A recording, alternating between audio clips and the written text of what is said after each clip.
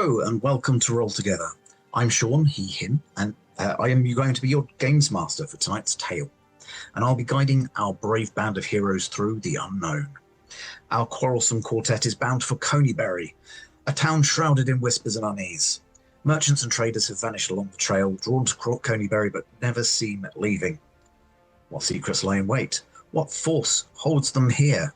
And most importantly, will our adventurers make it out unscathed? Before we unravel the mystery, let's meet the players. Please introduce yourselves, your name, pronouns, your character's name and pronouns, and maybe a little snippet of something that they did in the last session during one of the time loops. Let's start with Talia. I'm Talia. She, her, playing Faerun, he, they are interdimensional Fae, Ranger, Warlock, and all of that. Last session, well, yesterday and the day before, I don't think the day before, we came here, and then we got very confused, and then we died, and then we got very confused, and then we talked to a lot of people, and then this hag made Chippy some clothes, and it was great. And then we all died. And then we're back again, except for then before we got back, Theo can't remember that I talked to him, but it was very fun. And I know all the things about everybody. I am the secret keeper and the lore master and having a great time. Don't remember ever saying that she was a hag, but okay. Josh, can you go next? Hi, I'm Josh. I use he, him pronouns, and I am playing Jakarth Silverian, who uses he, him pronouns as well. Jakarth is a humanoid dragon person from Neverwinter who travelled down to Waterdeep to go meet his cousin Zana, who left before he got there. He's now trying to find her. Joined this group to come to this place and got stuck in this sort of time loop thing. He did spend some time trying to build relations with people. His sense of humor is he's got a long way to go before people before he can understand when to make a joke and when not to make a joke. He did spend a lot of time on the large floating rock that's floating above the lake at the moment. He managed to get up there somehow and watched as death took him at one point. So yeah, he's just looking for a way to get out of here.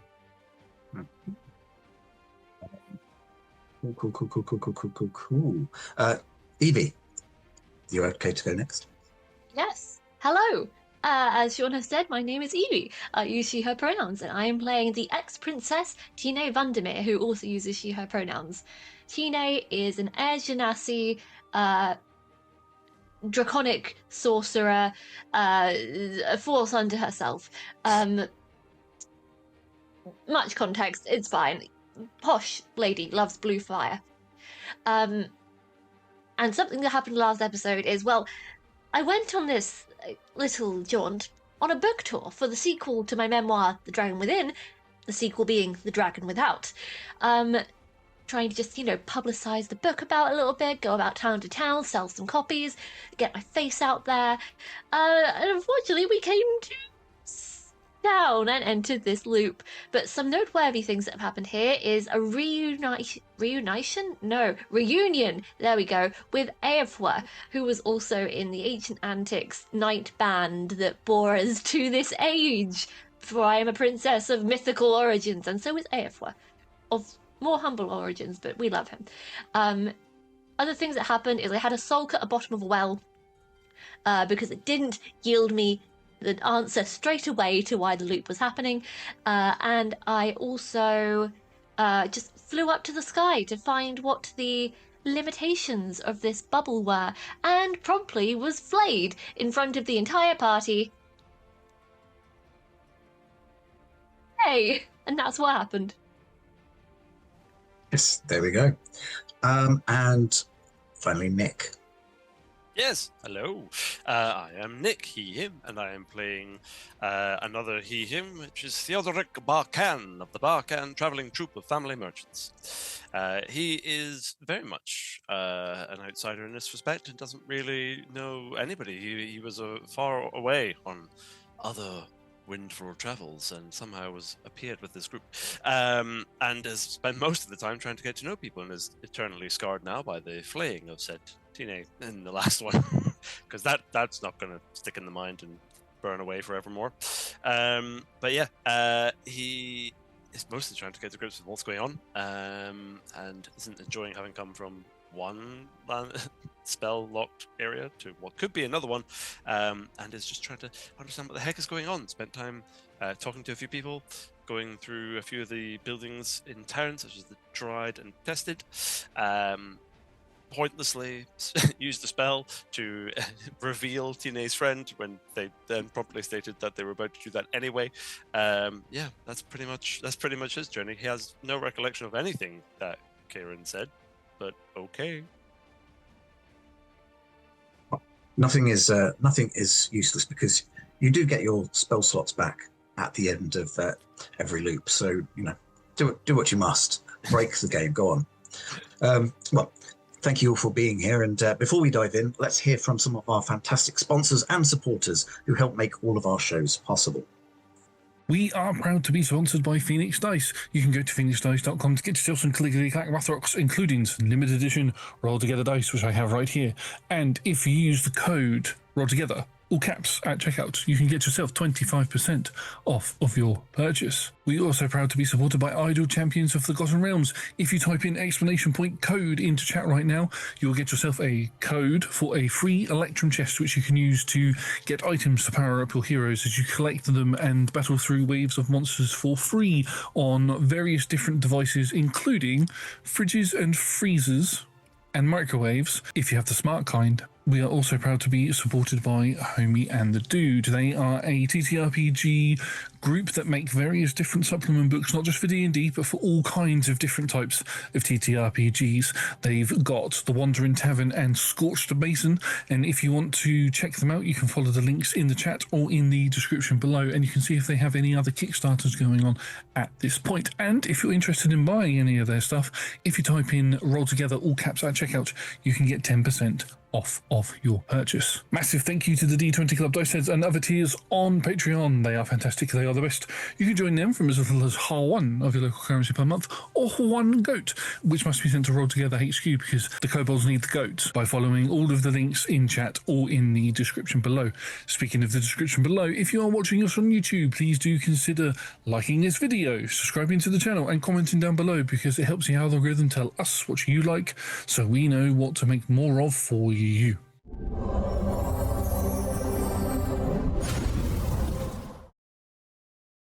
Tonight's tale begins aboard a well-appointed stagecoach, rolling steadily along the famed tribal trail. Your destination, Conyberry, a small, sleepy town nestled in the heart of the frontier.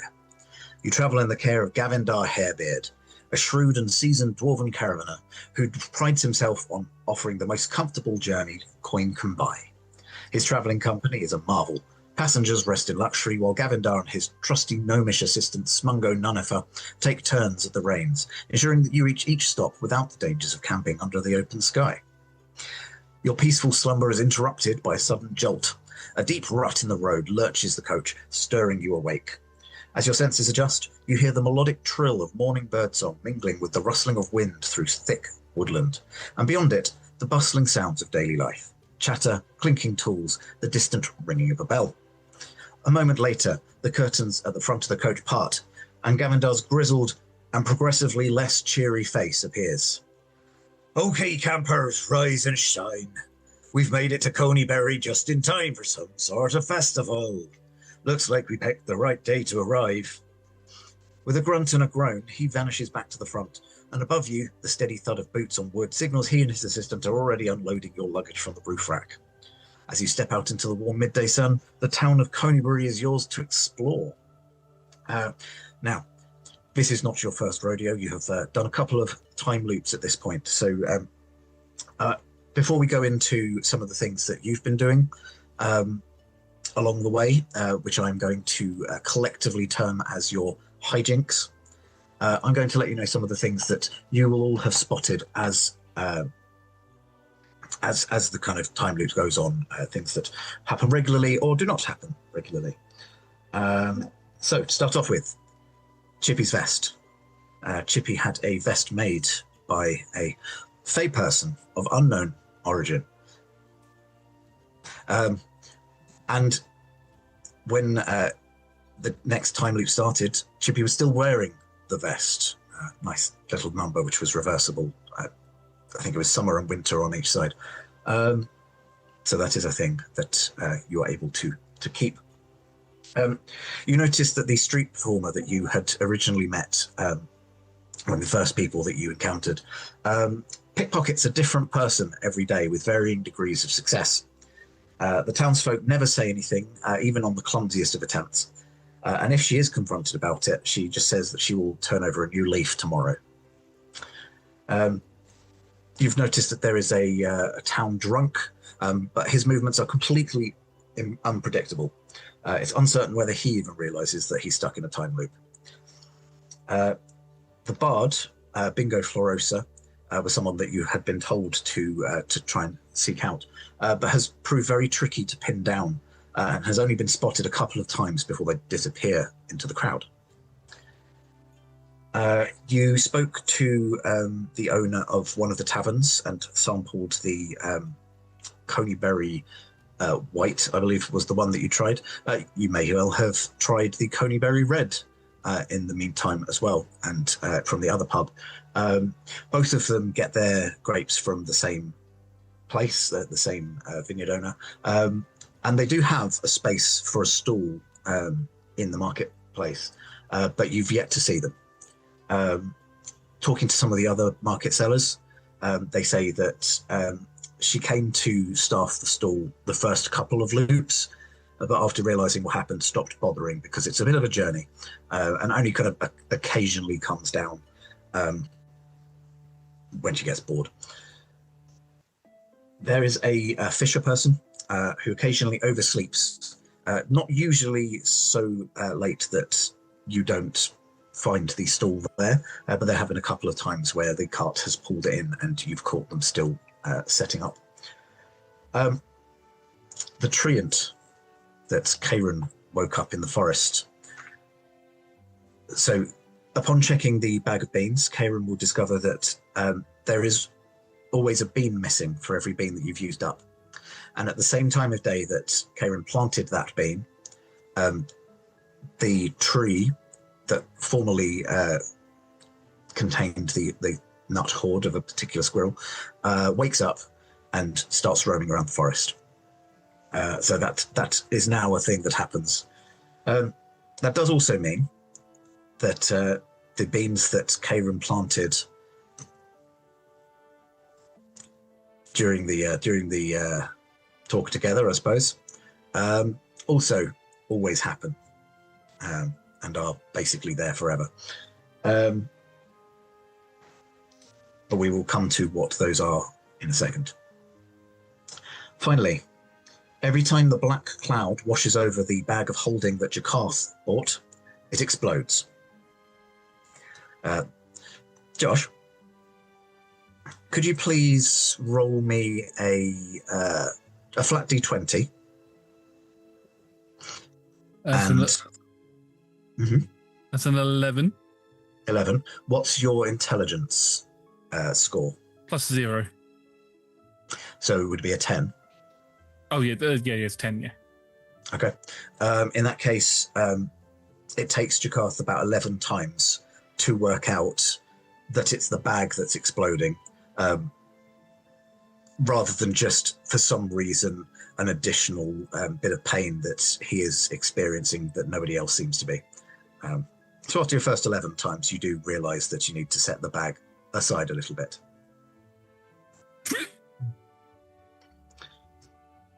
Other than that, let's all roll d20s, just flat, and I'll come to each of you in order. Rolling a flat d20 is very hard. Ah, Sorry. That joke reflects my roll. I rolled a 3. Rolled a 2. Okay. Oh, I rolled a 5, which I thought was going to be the lowest. Very auspicious. 14. I didn't think I'd be the highest. By quite a margin as well. Yep. Quick maths. You beat everybody's scores added together. Okay, well, in that case, we are going to go to Faerun to find out what Faerun's been doing on some of the various revolutions of the of this phenomenon. Talia, could you roll me the dice for your 3 beans that you used while you stopped time? Will. Da, da, da. Da, da, da. Okay. The one by the watchtower door, because that's the first one, was a 7. Mhm. The one in the center of town. Read my numbers. It's too many dice. That is a 53. Mhm. And then the next one. Oh, that's lovely. A 93. Sorry, that's the graveyard. That's the 93, and I have just looked up what that is because I put the list. Okay. So yeah, when time begins, when time starts again, these things all kind of happen at once. At the guard tower, a geyser erupts and sprouts water, beer, berry juice. Oh, okay. GM's choice. Will be fun. That it's hot liquid chocolate fountain. Please. Sure. Yeah. That saves me making a decision. Right, a hot chocolate fountain erupts near the guard tower. I thought it was going to be the type of geezer that will get up and start spouting a load of nonsense about football or something. No. Boo. We don't. I'll stop now. I need a new blue card. It's my boo card. So the one in the town centre, was it? The one in the town centre was boo. I can't remember. It's a 53. 53? 53. Yeah, I wrote it down. 53. Oh, crikey. Could you roll me a D4? Oh, okay. 3. 11 bright pink toads. Perfect. Just start kind of. So the centre of town as well is exactly where the market stalls are. So basically they just kind of emerge underneath the stalls. Now what it says is, whenever a toad is touched, it transforms into a large or smaller monster of the GM's choice. The monster remains for a minute. So yeah, after a while, the townsfolk realise that they need to vacate the vicinity until the frogs have, either jumped into each other and started a monster brawl or dissipated. But yeah, the first couple of times, there's some people who are very cross at the fact that they died a bit earlier than they were expecting to. Monsters doesn't mean they're bad. Monsters is like a category of being. That is true. And incidentally, do the monsters change every single time? Or is it that toad will always be that monster? They change every time. Oh, okay. I think that they're just mischievous little monster toads and they're just playing pranks. I mean, sometimes the pranks kill people, but they're not intentionally killing people. They're just doing monster pranks. But if we were doing the experience like per kill sort of thing, this would be like the ultimate loop. We'd be level 20 by the time we leave here. It would. It's such a shame that you were doing milestone and the next milestone's just outside of the dome. No. Right, and the last one, thematically, is the graveyard, which is a 60-foot square pyramid bursting through. Now, I don't think a 60-foot based pyramid is necessarily going to fit in that space, so I'm going to use the enlarge reduce effect of it. It expands to the space that it can fit. So a pyramid, of which you believe there's probably more underneath it than it is seen, has emerged. It is just there. If you want to explore it, it is there. Does Karen do anything else? So I want to. First thing, before the second thing that I want to do, the first thing is chocolate fountain. And I want to make s'mores.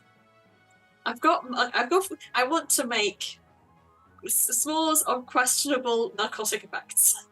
Because I have various things of mushrooms and stuff on me. And I have chocolate fountain, and I have a new friend who likes fire. And another new friend who wants to enable getting to know us social activities. And another new friend who's realised they put his foot into it and just wants to go and do what the group are doing so we don't yell at them. So I want to make s'mores. Okay. Yes, Karen can absolutely make s'mores. A couple of time loops, maybe every so often, you all gather together at the hot chocolate geyser and have a lovely time. Yes. I guess. Until death consumes you all. Have we discovered any questionable effects of various things in pouches? In pouches? I want to, yes. Out of my various things that I have on me already. I've picked up several things across my journeys.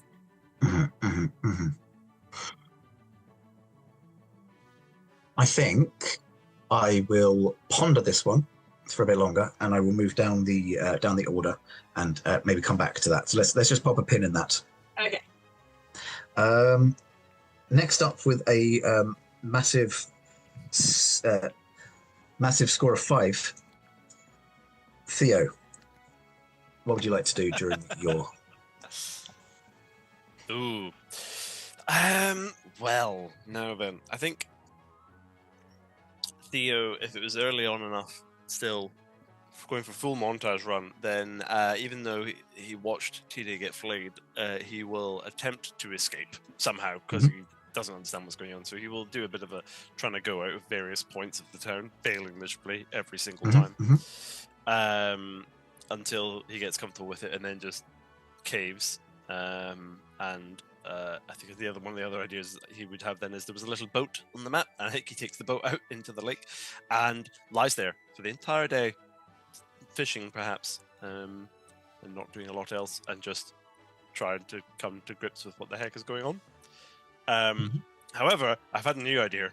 Having seen toads spouting every single day and monsters appearing, he will start trying to convince townsfolk to engage in a daily betting and fight ring system of working out which monster will succeed across all the other monsters and which ones are going to appear. He's going to create a daily fight club for monsters and see how that goes down and get people involved in that. That's how he's going to get to know people in the town.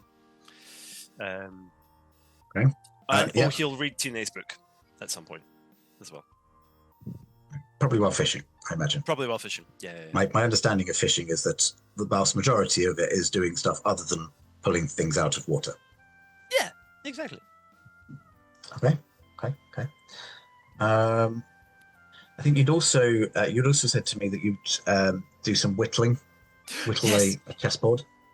Yeah. I don't think he actually knows how to, but I'm expecting this to be a very long period of time. That he'll start by probably inflicting a lot of wounds upon himself and dropping his hit points, because he will make a lot of bad cuts, and then he's going to get very good, and he's going to whittle himself a chessboard and ask everybody to play him. Cool. The one thing that I will unfortunately have to point out is that every morning that you wake up, you don't have a chessboard. So you probably just get really good at making as close as you can get, and then you're like, quick, we've got an hour. Yeah, that sounds about right. I whittle like to the king and the queen, and then I'm just get pebbles for everything else, and that's it. Just go. Come on. Cool. So that is that. Joshua next with the 3. Yay, I rolled so high. Jakarth is going to spend a lot of time climbing up the floating rock that's above the lake. He'll do that a couple of times just to look from at each of the different directions to see if there's anything different happening outside of what we think the bubble is anywhere, just to see if he can get a sense of how time is passing. The other times he will rope. One of the times he'll rope Theo into not making a chess set one day and instead make some golf clubs, and they'll go to the end of the key and start hitting balls off the end of the key and try and rope Faerun and Tina into doing it as well. Okay. I think on another one, he just dives into the water, fully armored. He wants to go to the bottom of the lake and see if there's anything at the bottom of that. See if there's anything interesting down there, any creatures or anything that might be in the lake. And then the final thing that he would do would be when go towards where we always enter into the town and try to get out by casting etherealness on himself and going into the ethereal plane and trying to just walk out. As I aforementioned last time, the ethereal plane is still encompassed in this. So you do the same thing, except you get flayed as a ghost, which instead of kind of seeing layers of skin disappear and then muscle and blah blah blah blah, this is kind of as if like layers of transparency just disappear, almost like you've stopped being rendered in a computer game. For you going down into the bottom of the lake, could you roll me a perception check? I can indeed. That was a 26. 26. You don't find too much of interest at the bottom of the lake. There's quite a lot of discarded, like wooden stakes, but like with twine. Some twine, very kind of threadbare, very clearly quite old twine. A few skulls as well. You're not too sure what type. They're animal skulls, not human. But you're. You know what? I will say survival, or why not animal handling if you prefer. Both are the same. Both have. I'm going to go for animal handling because that skill hardly ever gets used. Both the same plus.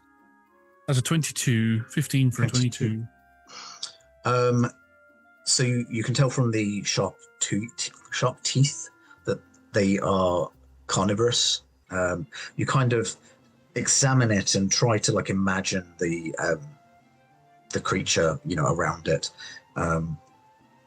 And it kind of puts you in mind of something kind of canine, maybe even lupine, that sort of thing. Okay. I'll just sort of sit on the bottom of the lake because I'm obviously fully armored and everything. So I'm just going to, and this is around the sort of time when the next thing would go off. And this would be the time that I realised that the bag of holding also blows up as well, because I'm sitting there and I'm like, the bag of holding gets hit and blows up before I blow up and ends up propelling me out of the water. I'm like, I need to get rid of that. I will just also say, do you have any way of breathing underwater? No, he's just sort of sitting on the bottom around the sort of time when the next loop would come. So he knows he's going to die either way. So he's just sort of sitting there pondering. I was going to say, because you will also just drown. But yeah, you're kind of, your breath's running out, and then your bag of holding explodes, and then you suddenly see the kind of inky blackness of the cloud going through the water, and like I died 3 times today. Great. Yeah. Perfect. Everything that Jakarth's doing for the time being? Yep. Okay. Evie, I believe you had a couple of things that you wanted to do as well. Yes, picks up notes. Excellent. Regale the children of the town and anyone else interested in the real fairy tale of the Ice Princess and the Frozen Five. Embellished and very performative. It's a very enrapturing, that's not the word, tale.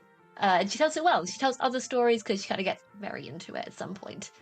Other things are strong arm with noticeable charisma the entire town into a braid train. Everyone's getting braided hair. Everyone's learning how to braid. We've got the time. Now is the time. To the monster fighting ring that Theo has made, get Aefwa, and to resume the betting that we did back in the old days. That is definitely something. Throw the most decadent ball/party that we possibly can in the town with the limited resources that we have. It is an endeavour, it takes many loops to perfect, but oh my god, it is a ball to remember. And then the only, really, she probably does investigatory things throughout, but the main thing is, look at the wall that Aefwa's been building, because I think that's a bit sus at some point. Also, reprimand Jakarth, because I can literally go to the bottom of the lake and not need to breathe. Yes, puts down notes. And I think Aefwa would probably, at some point, while you've been reading these stories to the children, and I imagine you kind of do this a couple of times, it starts to become a bit of a theatrical performance, and Aefwa kind of takes the part of Aefwa, and occasionally the part of Zelene, to act out some of these. Great, and yes, the party. Karen. I had 2 more things. They're little small things. 2.5. The first one, that marvelous ball, just spent a lot of it just hiding in the shadows behind Thea, going, "Aren't you really glad you finally get to use all of those social skills? You've not had a chance to before where you were. It was all really different and dark, and now you get to have a ball." Yes. How did you know about that? I know everything about you. Run away. Go and find somebody else for a while. Friend. Keep running. Cast invisibility on myself and disappear. Still see you. Can't see. Damn it. Second one is go talk to my tree friend who I created, and just say hello. But then the third one I want to do is spend some time with the absolutely not hag, fake lady, and go and just ask her how she got here and how she's doing. Tell me everything. How does the Fae realm on this dimension work? And also, can we make more clothes? Well, my dear, firstly, of course, we could make some clothes, although I'm not going to necessarily use my my special hook all the time. You know, these things have to be saved.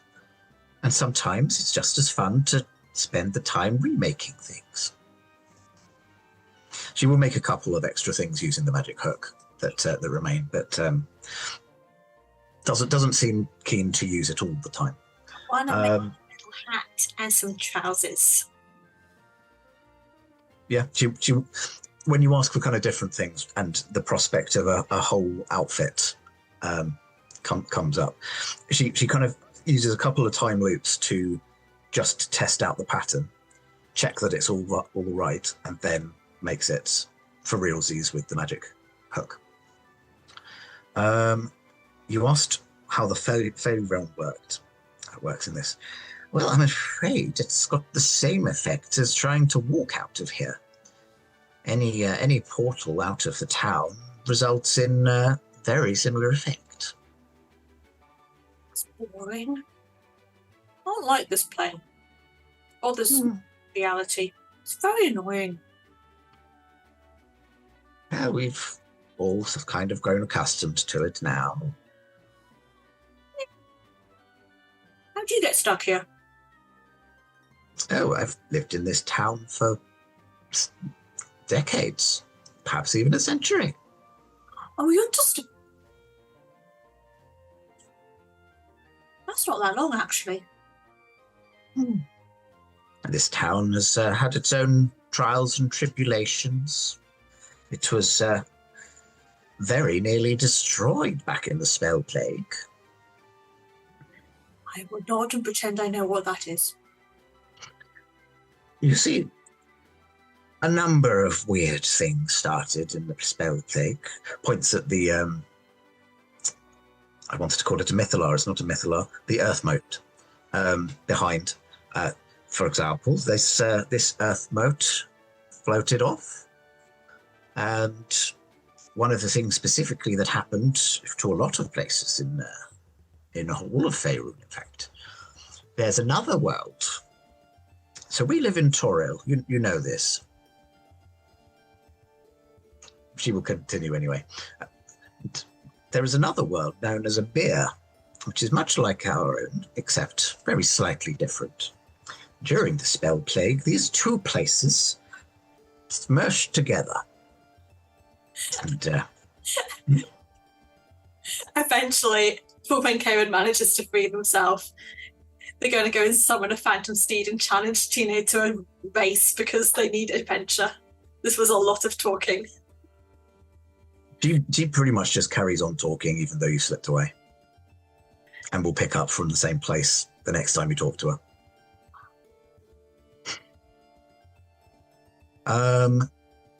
Cool. Any more? Anyone want to do anything that might further the plot or more hijinks? We could just do a couple of episodes of this if you like. I was thinking we mentioned beforehand that we were looking for a bard in town, but it was very elusive and quite hard to find. So on one of the days, I'm guessing further on, I would like to not forcibly doing anything, but grab my three new companions, be like, right, come on, we need to find this bloody bard. So let's see if we can't get the town to help, and we'll go into the middle of the market, and I will just perhaps cast thaumaturgy on myself to loudly shout across the whole group. Sorry, everybody, we don't mean to intrude too much, but we are looking for this bard who has been very difficult to come across. And I think it would be in all of our interests. I'm just suggesting to quite a lot of you that you should perhaps help us find this bard, and then we can go back to what we're doing. And I'm going to cast mass suggestion so that hopefully up to 12 people within the town will go searching for this bard for us who seems to be evading our... Is there a saving throw or they just... There is a wisdom saving throw, I believe. Yes, it will be a wisdom save of 17. Drat. I have precisely 10 D20s right here. So just double check it is 12. I think it's 12. Roll 10, and I'll roll some more. 12 creatures of your choice that you can see within range. What's the DC? 17. Wisdom 17.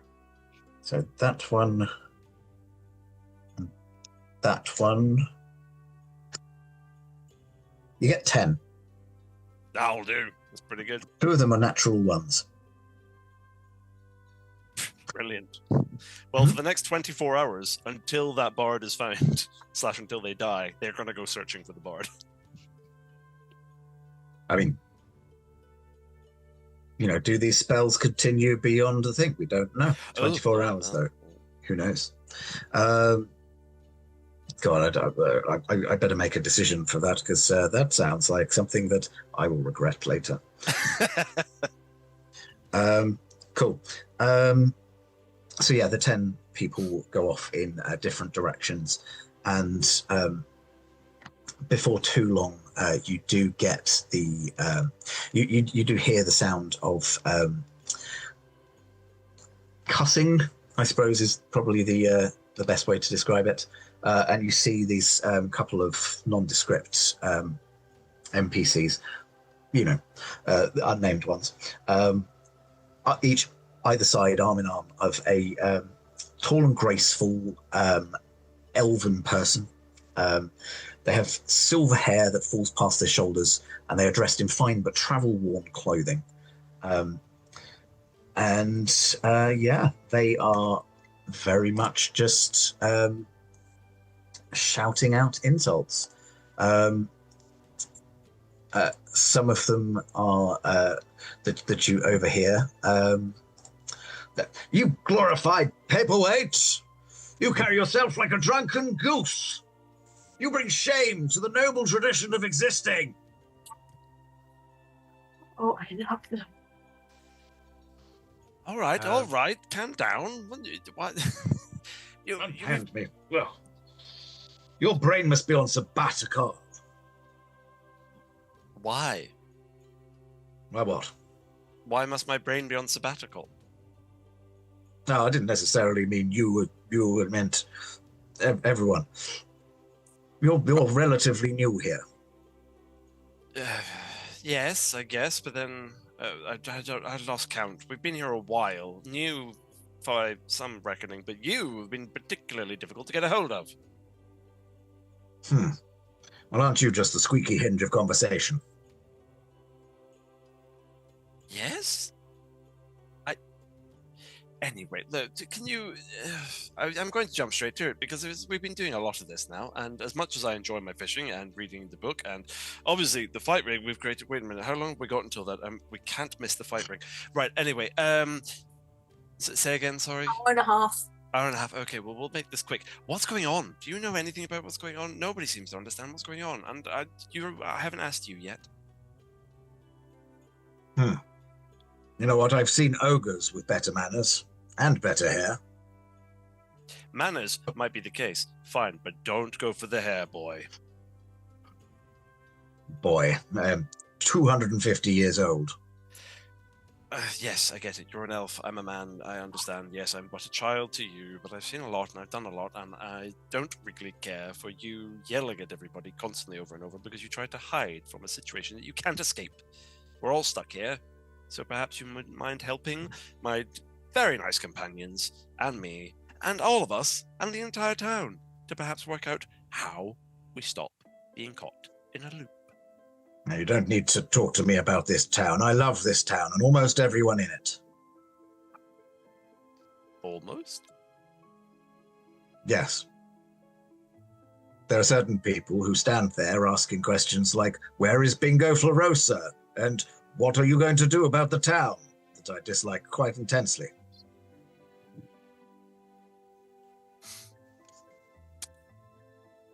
Ah, dear. Well, I don't normally get off on such a bad foot, but how can I make it up to you, Bingo Florosa? You're attempting to do something about this, then? Forgive me. I'm trying not to be rude now that you're so content on me being completely rude, but no, I thought I'd just shout your name and hope you turned up. Yes, I'm trying to do something about it. All right. Keep a temper. Look. Whatever has been going on here, I can't help but feel maybe a mite, a modicum, very, very, very slight bit guilty about it. I kind of just turned to my companions. Okay. How? Have you heard of the Harpers? Yes. Garth, where are you going? So look around really shady like, I happen to be a member of this organization called the Harpers. And I heard on the grapevine about a drastic event, cataclysmic event that was to happen. And I thought to myself, well, how can I help? What can I do to protect this town that I love and almost everybody in it? And I made an agreement with an entity. They call themselves the Arbitrator.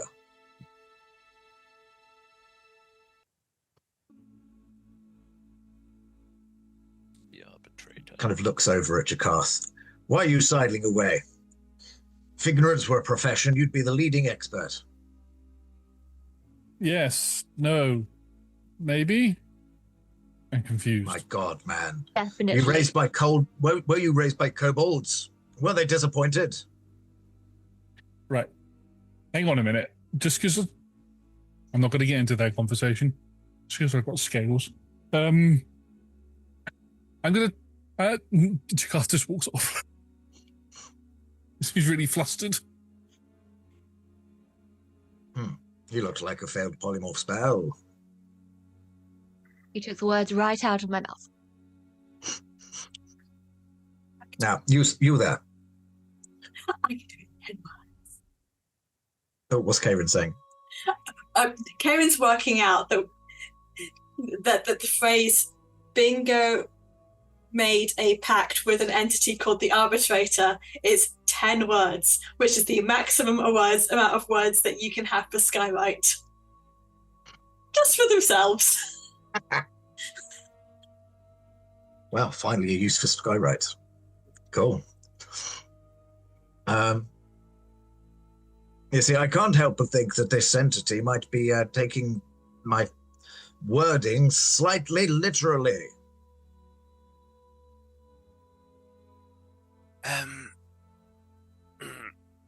Just as, from one person who makes pacts with entities to another who makes pacts with entities, what kind of entity are we talking about? I forget exactly what they are, but they're slightly mechanical being. Oh, for fuck's sake. I don't think that's what they're called. Did they say the word incorrect at any point? Not this one particularly, but there were creatures in the plane that I went to make this bargain that indeed did say incorrect. Okay, you made a pact with some inevitables there, and without divulging anything, there may be persons or person within this town who the inevitables...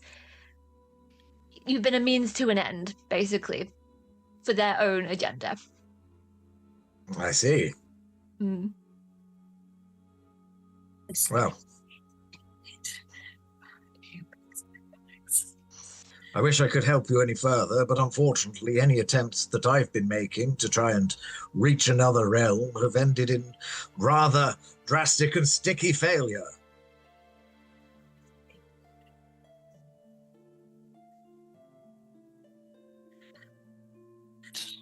Bingo Furiosa is a bard who makes bad pacts. Bingo Furiosa is a drastic and sticky failure, so there. I'm just having fun with clouds now.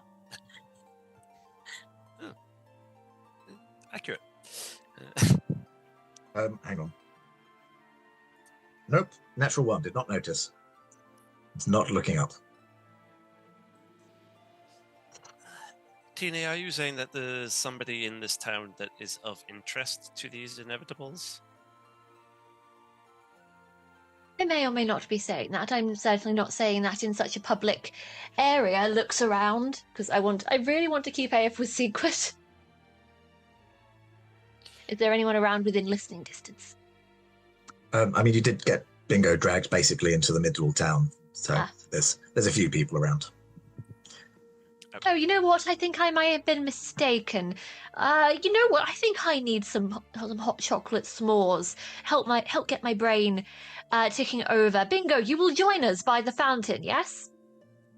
My word, you really are less useful than a wooden sword in a rainstorm. You will join us, yes, Fire.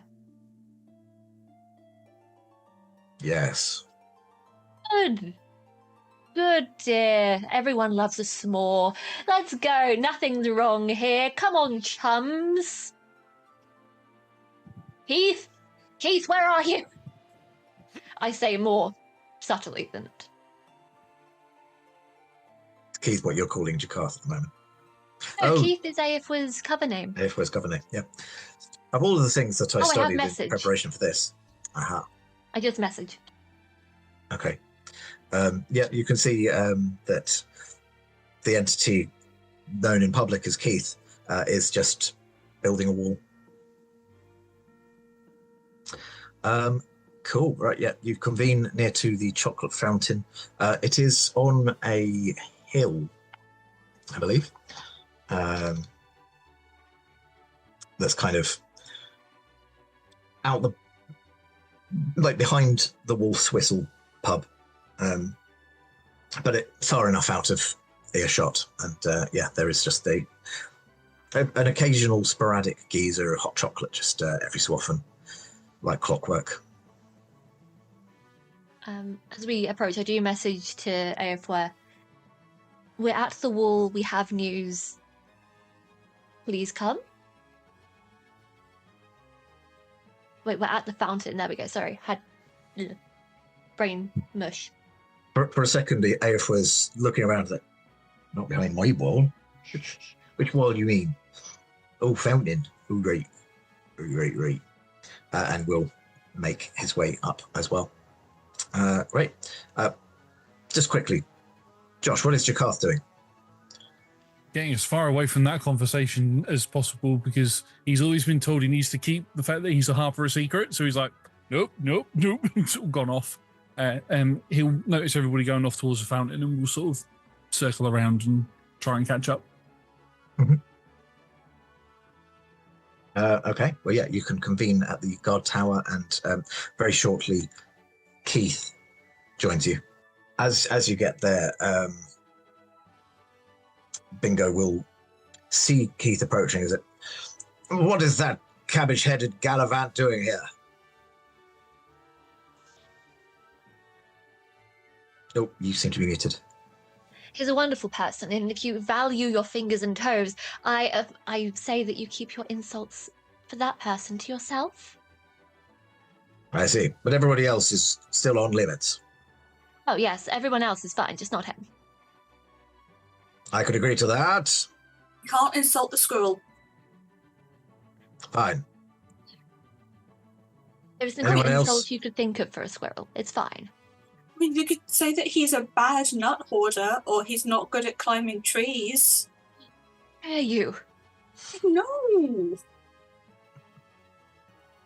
Apologise to the squirrel. He points at Bingo. Apologise to the squirrel. But I didn't say anything. Apologise to the squirrel, Fire. I am sorry, the squirrel. His name is Chippy. I am sorry, his name is Chippy. Chippy just bows. Okay, now listen, Chucklefuck. Aifwa, this guy here, name is Chucklefuck as far as you were concerned, may have made a pact with some inevitables. Great. Hence the difficulty here. Right, what exactly did you say to them? Well, I can't be expected to remember every single thing that I've written down, put into writing, said, thought, dreamt. Do your best if you know what's good for you. It was something about when the town is destroyed to make sure that everything remained as it was.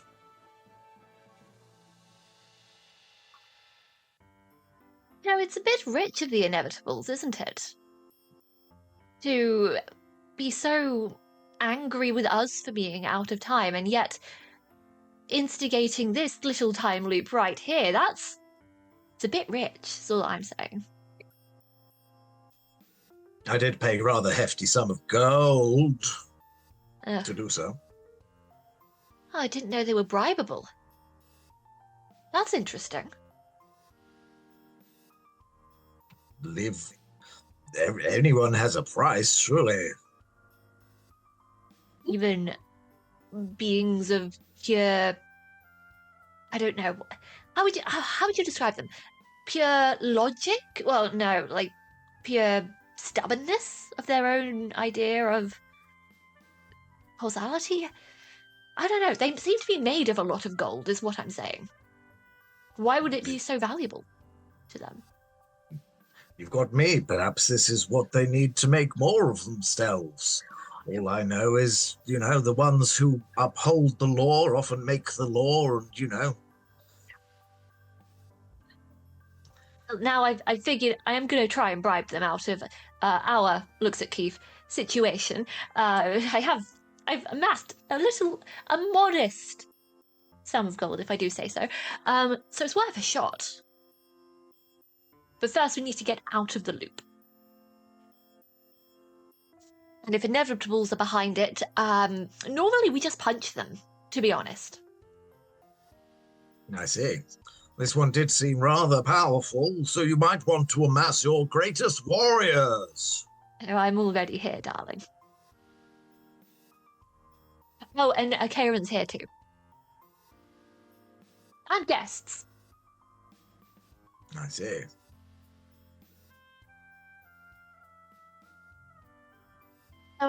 I'm not quite sure where to go from here. We can't contact them. We can't call them. Maybe that's all that's left is for us to, I don't know, goad them into appearing? I don't know if we could do that. Go, you contacted them, so how did you get in contact with them? Me? Yes. If you made the pact in the first place, how did that come about? Well, I cast a spell to travel the plains, of course. But of course, any travel out of here ends up in us all being flayed into tiny pieces and turned to dust. Yes, Indeed. Karen? I have an idea, and I'm just gonna... How do you feel about breaking your pact? Breaking my pact? Well, I don't much see how I'm to break it from my end. The town is destroyed and then it comes back. That is the letter of the compact that was made. But if you were going to formally make it just generally known that you didn't think that they were doing a good and logical job and were planning to renounce it to someone who could maybe take care of it better, pact bearers, most of them get kind of mad about that. I mean, I could certainly try. See if I can enrage these creatures. Another option, should that not work. What if we were to destroy the town? I could not possibly say. I mean, the pact was about the town being destroyed. Surely that is fulfilling it. And therefore completing it? I mean, you could give it a shot. Just maybe get people out of the way first. Yes, like I've already been given that lecture. Many times, many loops, many lectures. Yes. Took a while for it to sink in. Mm-hmm. Twitch is nice twitch. Can I go now? No. No, you're our friend. I see. Right, well, what have you found out so far? I mean, Are other there than any everything you told universal us. constants? What did you say? I said other than what you've already just divulged to us. I missed what you were saying, Sean. I'm so sorry. We spoke at the same time. It's okay. Zoom nonsense. He just said, have you found anything else in your multiple revelations? What else have we got? There's a performer in town who pickpockets people every day. Somebody different each time. I may have made a whole bunch of things. So things can change and be added here. It's not static. Oh, yes, because it doesn't go back to the way it was. Because I've added 11, 12, 13, 14 plus at least 223 things. I swear I had a hangover after the ball. There's also some sort of lupine creature around as well. I saw some bones and skulls at the bottom of the lake that were animal-based, but looked like they were done by something that was lupine-related. Werewolf, maybe, or something else. Can you give me an insight check? Insight? Jakarth will get to roll this. Anybody else, if you wanted to use your passive insight, you can. That's natural 20 for 27. Okay. Yeah. My passive is a 16. Passive is 16. 13 for passive insight. Well, Okay. The passive 12 and 13, I think you don't quite catch this look. I need to This. I need to check chippies. There's advantage. With a 16, Theo would get that when Jakarth started talking about kind of lupine creatures, possibly wolf, Bingo's eyebrow raises as that. Jakarth, you would notice a slight dilating of the pupils when the word werewolf is mentioned.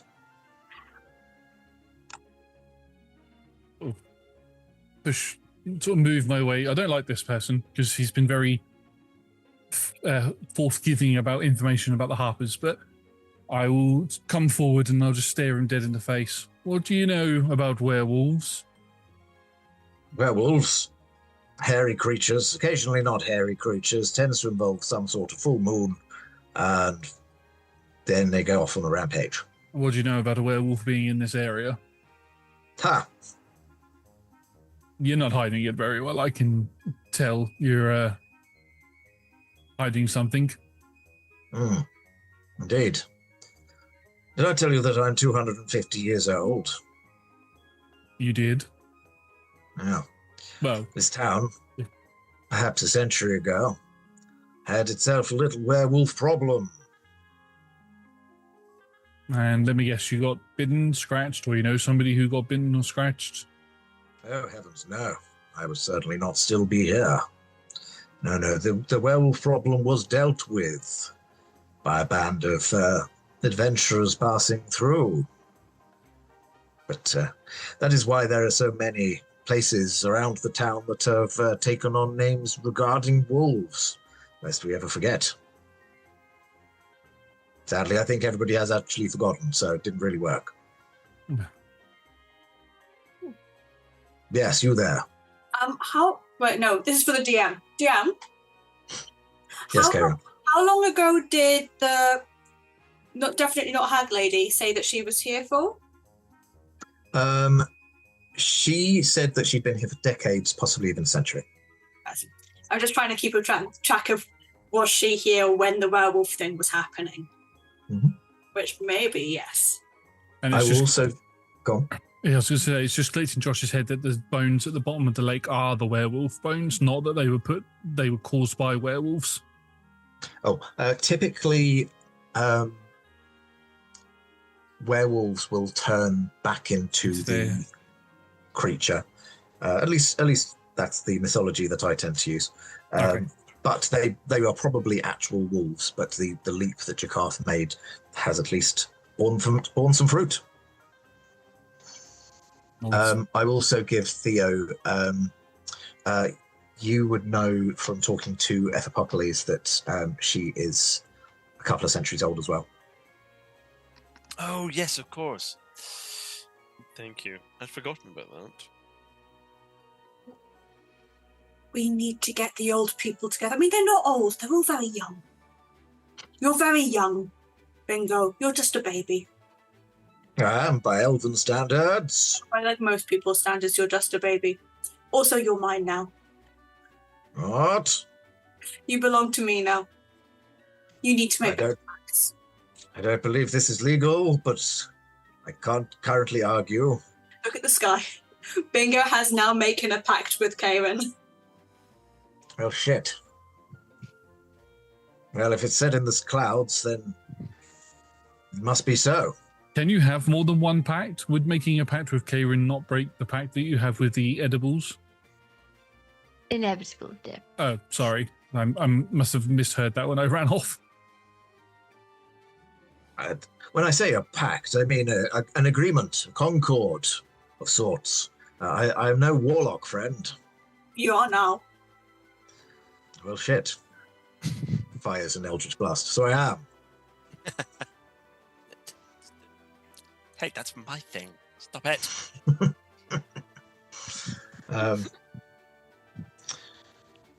Yes. Yes, a few people around town were alive at this time, but to the best of my knowledge, none of the werewolves indeed remain. Yes.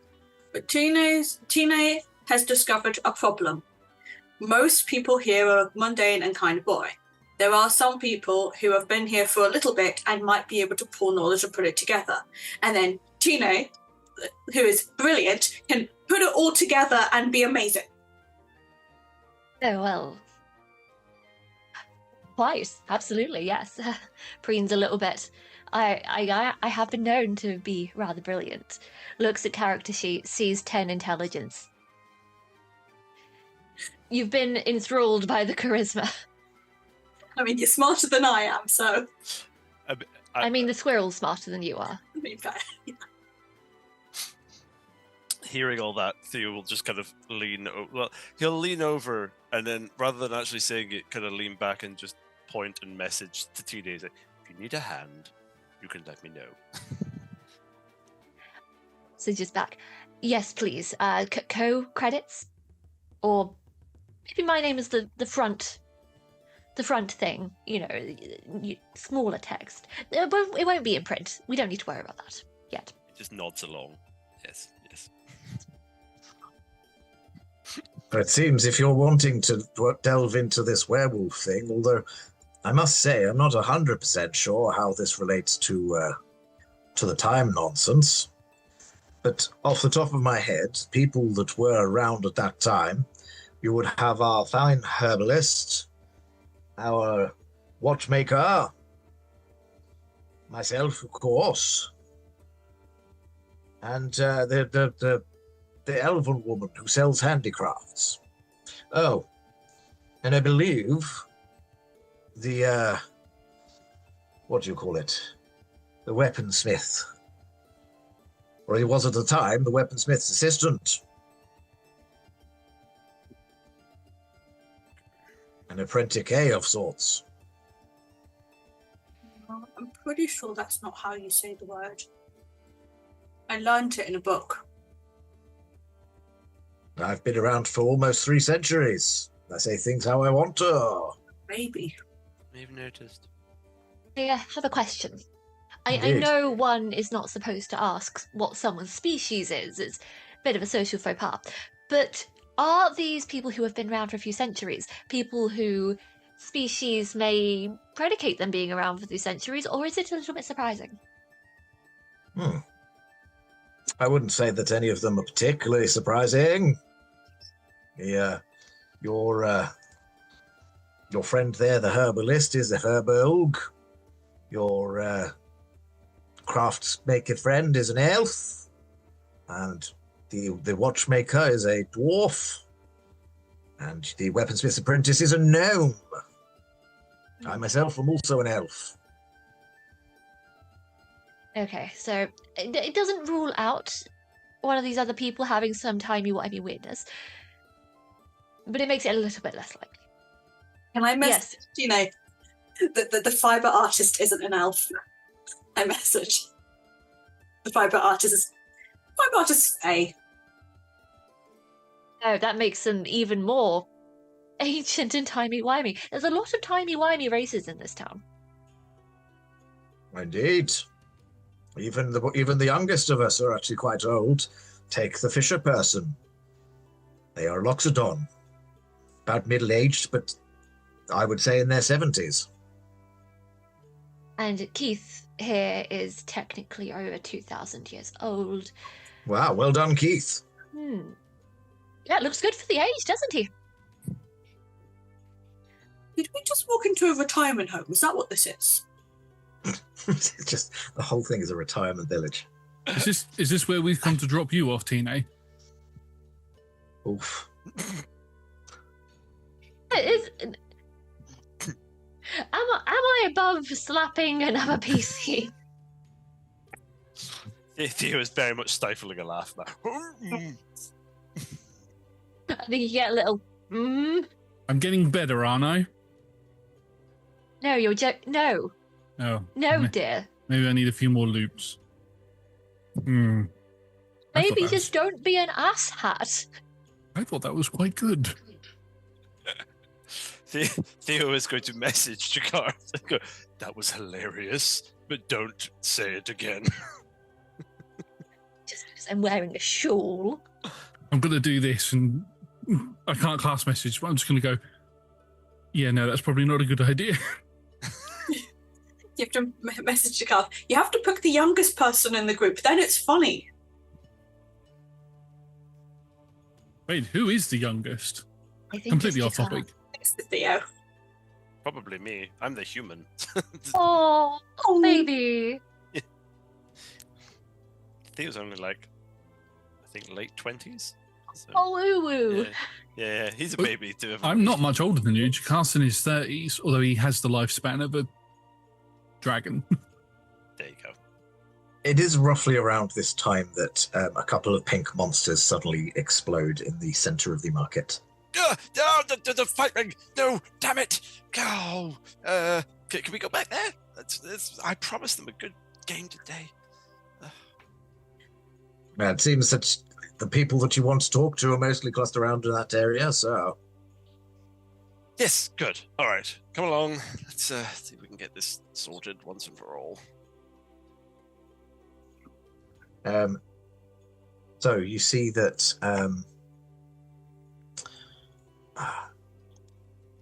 DM improvises monsters. One of them has turned into a large pink. I'm going to massacre the name. I think they're called Gorillons. They're basically gorillas, but with like 2 sets of arms. So 4 arms in total, not including Always called them legs. Gorillons. Gorillons.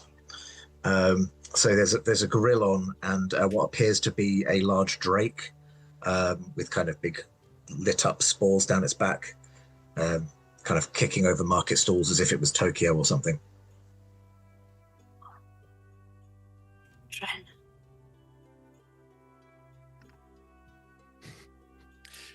Come on, come on! We've got the mighty Con King, and I'll name that one the Zodgilla.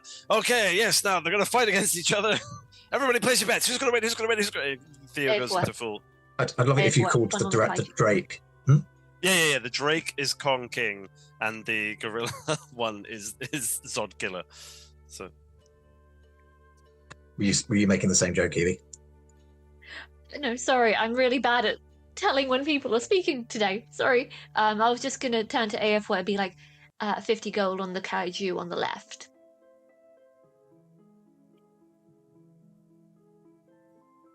Right. Right. Everyone doesn't know what a kaiju is, but is going to take the bet anyway. Mostly because all gambling is harmless in this world. Usually now we're in a loop. Jakarth has to hold back diving in because he doesn't like Gorillons. He had a bad experience with one once.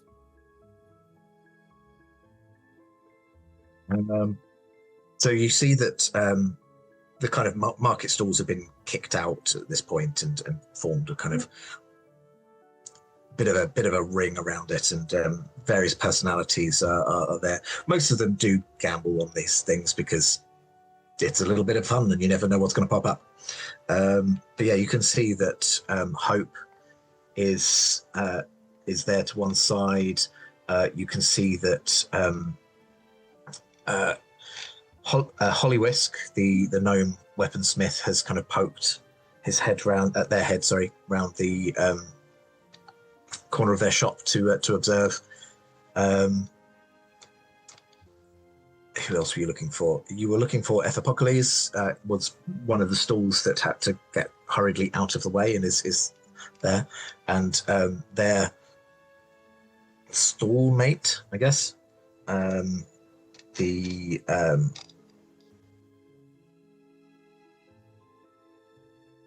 watchmaker is there as well. That's why I can't find them. They're under market stalls, not personalities. Ugh. The tabs are failing you. You know what? I could just use my overview tab. There we go. Ben Basil.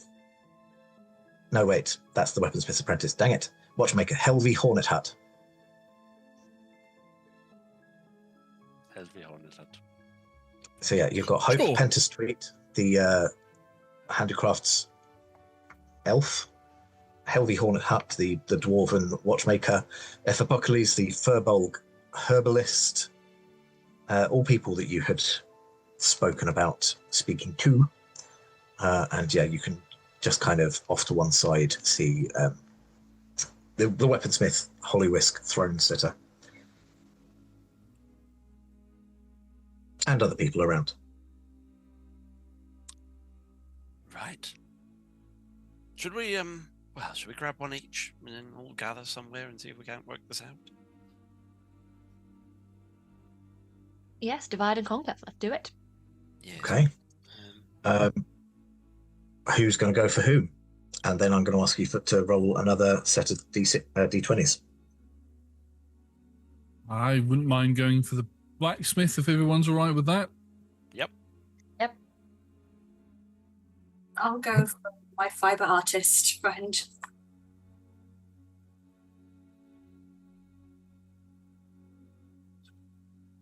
Evie, Nick, any proclivities? I can't remember who's left. Is You have Ephipocales, yep, or you have Ben. No, not Ben Basil. Ben Basil Ramahawk Toadstool. No, it's Helvey, the watchmaker? Helvey Hornet Hut. Yes. Checks notes. And what is Ephipocales again? Herbalist. Herbalist. I will go with the watchmaker. Mm-hmm. Lovely. I will go and get Ephipocales, the herbalist. Okay. Right, and can I get you all to roll me some d20s? I hate my dice. I got another 2. No. At least these aren't ability checks. Yeah. I know, right? I got an 11. Mm-hmm. Ah, there we go. 16. 16. Okay. 15. Okay. So, with a 16, Nick, you approach Ephipocales, who you have previously had a conversation with, and probably a number of times since, but yes, you may approach. Ephipocales! Hello! Hello. Theo, darling, how are you? Oh, well, not bad. Actually, quite good today. Today, again. Yeah, not too bad. Getting there. Got a query for you. Would you mind, awfully, joining me and my companions? You know the ones, you've seen us all around town a few times by now. We're coming up with a bit of a plan, and we're trying to work out a way to break this loop. And we think... lovely. Well, do make sure that you let people know when you're going to break this so that we can have the day we want to have, rather than, a squandered one. Oh, yes. No, of course. I'm hoping for a bit more than just one day. But yes, anyway, but I could use your help. We're looking, we were speaking to Bingo Florosa, the bard, and... Well, basically, the time the thought came up that it goes back quite a long way, so maybe those of you who have been around a long time might be able to pull together some ideas. So would you mind joining us so we can see if we can work this out? Certainly, darling. And she kind of links her arm with yours and then, places her furry hand very firmly on yours, and will let you lead her off to one side. Wonderful. Using pronouns like I'm confident what they are. Let's just double check.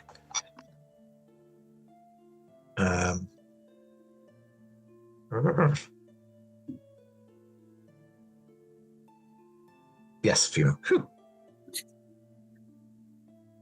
Okay, right. Going down my list. Talia, you were going to talk to Hope. Yes. Hi. Hope. Oh, Hope. but as I was saying, Hope. No. Hope. back when beer and Hope. yes, We were talking to Bingo, who's now multi-classed and is now they're part Warlock now. Guess whose Warlock they are? I couldn't possibly guess. Oh, you! Congratulations on your first. Oh, they're not my first. Oh, I feel. we are full of secrets. So are you. One never forgets one's first. She was a little dull person. And then she wasn't a little dull person. Yeah, I believe that we all, take on a little dull person as our first potentially, but the living ones are the. Don't distract me. It's really hard to not be distracted when you're limited like a person like this. It's really hard. Stop it. No. Don't. How can I help you, my dear? Stop dodging my questions. We're gonna go talk about fixing the problem. You're coming. Please. Absolutely. Yay! And she will link arms with Faerun. A hand is placed on yours. It's surprisingly cold and scaly feeling. My arm. And Very nice. and as you're walking, she will go, so anyway, when Beer and Torrell. Next on my list is Jakarth. And you are going to talk to the weaponsmith. Indeed. So we've already met the weaponsmith before. So the weaponsmith was Hollywisk Throne Sitter, the gnome, a gender-fluid gnome with short, wild, curly red hair, wearing an apron covered in soot, goggles which are often perched on their forehead. Sees you approaching and thinks you can see the thought crossing their face at first, like to maybe just go in and shut the door, but decides to just carry on leaning and watching. The gorillon seems to have the drake in a bit of a chokehold, so the match is getting good. Hi. Hello. We're gathering all of the people together that would have been in the town a little while ago. Want to come with us? A little while ago. Be more specific. We talk 100 few odd months- years ago? 100 years. Yeah. I was but a lad back then. 100 years ago. I would have been about 12. Oh, well, yeah. If you'd like to come with us, we're going to meet up with the others and we're going to have a chat about potentially what might be causing all of this, just to everything happening around. Not that. I know exactly what's caused that over there, seeing the gorilla and the drake in a headlock, but everything else. I see. Well, I don't particularly want to go, but considering that it is to get out of this shit, I will shut up shop. And kind of pulls the door to. The door kind of has like an inbuilt step ladder, and they kind of pull it. It sort of like emerges from the side, and they climb up, and then they lock 15 different locks. That's impressive. Let's go. And then I just Completely pointless. Anything anybody steals is going to come right back anyway. But I don't want to leave it unlocked on the day that it all changes back. That is smart business practice. Let's go. And yeah, links on with. Oh, he doesn't. Just as we begin walking off, I turn to them and I say, well, now, if I was to say a joke about leaving somebody here who was quite old because it's like a retirement, and then we carry on going, would you find that It's funny and carry on going? It's funnier if you do it to the youngest person in the group. Right. Okay, and Evie, I'm afraid with your 2, but you are going to the watchmaker, who is another of the is the only person that we've not actually met. So I will give you a description. So he is a dwarf. Appears to be. I don't know how you know what a 200-year-old dwarf looks like, but about 200. Short and stocky, thick, auburn-coloured beard, which is tied into intricate braids with golden clasps. I think he was probably one of the star pupils in the braiding circle, and has magnifying glasses on a chain around his neck for the various stuff that he does.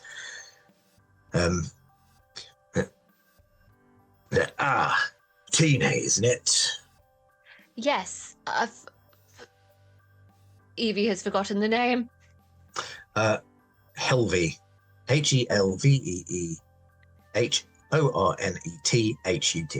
Hornet Hut. Helvey. Good to see you. I never forget a braid as fine as that. Indeed. That was one of the more enjoyable days that we've had. How can I help? DM question. Are there any of his, clocks or watches around? They've kind of gotten a little bit strewn, because as I aforementioned, this stall was one of the ones that the 2 creatures had burst from behind. So they're all sort of dotted around, but you can see that mostly like pocket watches, a couple of larger clocks. Some of the ones that involve wood elements have been smashed, but the kind of holy metal ones are pretty much all right. And there's nothing that looks inevitable inspired about their designs? Just checking. I'm going to ask for an Arcana check. I can attempt that. Flat 15. Flat 15.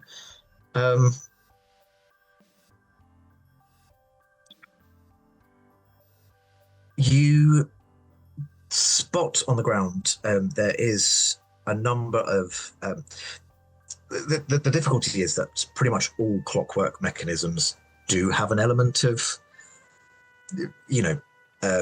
inevitableness to them, just out of purely being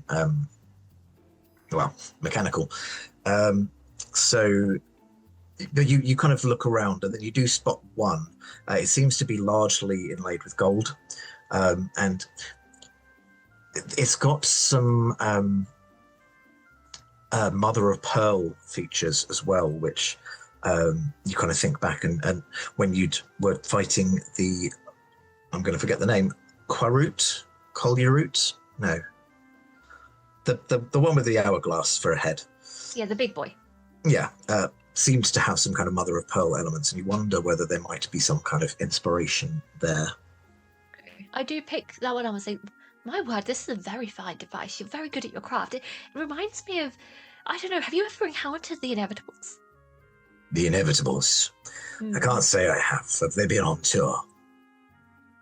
No, the beings of pure logic. They're very, very annoying. Wonderful clockwork.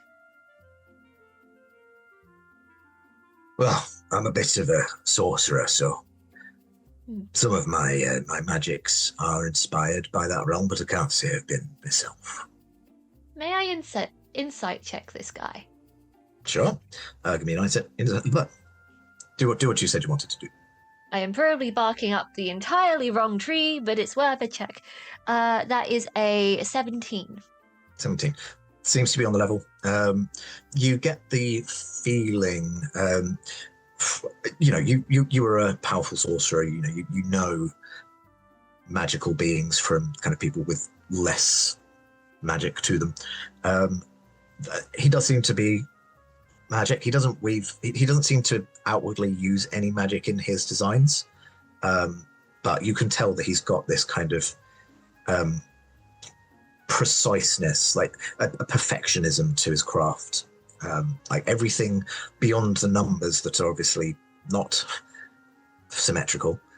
Everything is rotationally symmetrical and, where possible, the other type of symmetrical. Mirrored. Symmetry. Yes. Mirrored, yeah. If you told me you were a sorcerer before, maybe we could have started a sorcerer club of some sort. Maybe next loop. But for the moment, we're getting together the people in town who may have been here 100 years ago as the little gang that we've gotten together that we came in with. We're trying to sort this thing, and we think that may be the key. Will you please come with me? If you think that it will help, let's get out of this loop, then I am more than happy. Excellent, right this way. I kind of link arms and I'm like complimenting the braid a bit more as we go. Okay. Right, well, you've all got your centurions, and you're leading them presumably back to the watchtower. Yeah.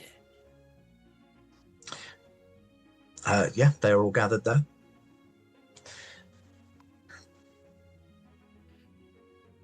Wow, good. Wonderful. Where to begin with this? I guess, Bingo, how about you talk this through and, well, you've told us already. Did the rest of you all know Bingo made a pact, and that might be why we're here? By the gods, you're a pudding in humanoid form. Yes, and you always use very strange turns of phrase and are extremely rude at all points, no matter how much you tell everybody else is rude. So, useful comments, perhaps, please?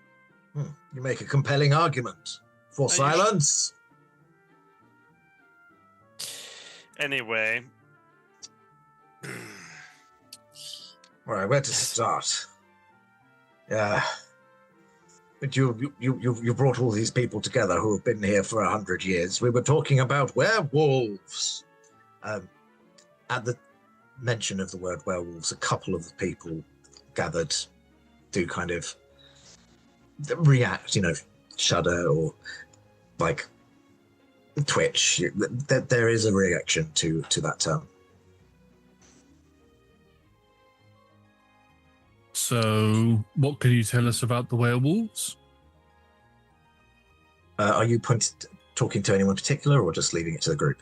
Sort of saying it out to the group, seeing a few of them sort of shudder at it. It's like, anybody want to share? Well, darling, it doesn't really feel like it's ancient history now. The werewolves were part of a group called the Uthgard Barbarians, and a number of them infiltrated the town. We didn't know who we could trust, only that there was a werewolf problem. And no indication or anything of any werewolves still being in the town then? Well, we haven't had a werewolf killing in this area for a millennia.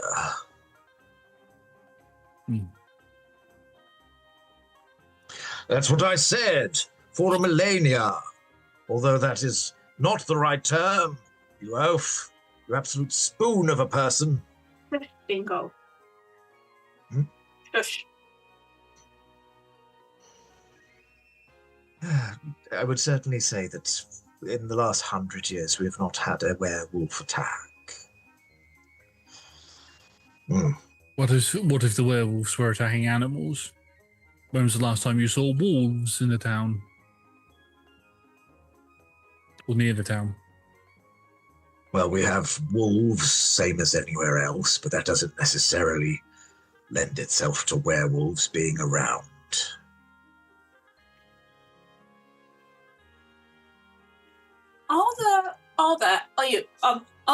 Were there any fewer number of animals, or were they more in protecting themselves kind of habits? The animals in the woods. See, even back in those days, we had a rather good veterinarian. Okay. Because I was talking to some of the animals, and I'm trying to ask what I can remember. but I can't remember. I'm not good at memory. It's around about this point that Hope pipes up. Maybe, my dear, it is something that you would be better off talking to the inevitables about, if you're looking for a link to the werewolves. Well, do you have any idea how to talk to the inevitables? She goes into her wool bag and retrieves the crochet hook that she used for Chippy's various accoutrements.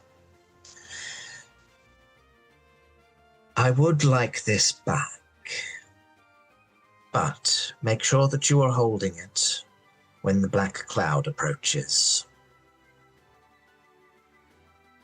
And she, of all the people here, she trusts Karen the most, and will pass over to Karen. Pretty crochet hook. What will happen when the black cloud approaches and we're holding them? Well, you will find out in a few minutes. You can see that the sun is starting to set, and people have started to array. Some people attempting to run away still, others waiting for the inevitable. Just remember, a stitch in time saves 9. And that is where we will take our break. Now, this being part of the wider Seeds of Defiance, Soul Survivors kind of storyline, I am setting a 9-letter word, which I have put in alphabetical order, and you must then unscramble. I will give inspiration to our players based on how long a word they are able to find. If you get the 9-letter word, it's a D10, and then it kind of goes down in order from that. So your 9-letter word is A, E, E, G, I, N, P, R, T. And I'm going to try and fail to do my sign language again. So A, E, E. I want to say it's G, I, N.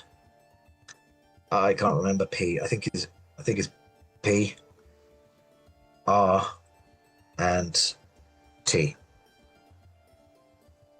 Hey. Great. We will see you in 5 or 10 minutes. Enjoy the break, enjoy all of the music and the various people selling you things, and buy some things as well, because they help the people who help us to support to do this.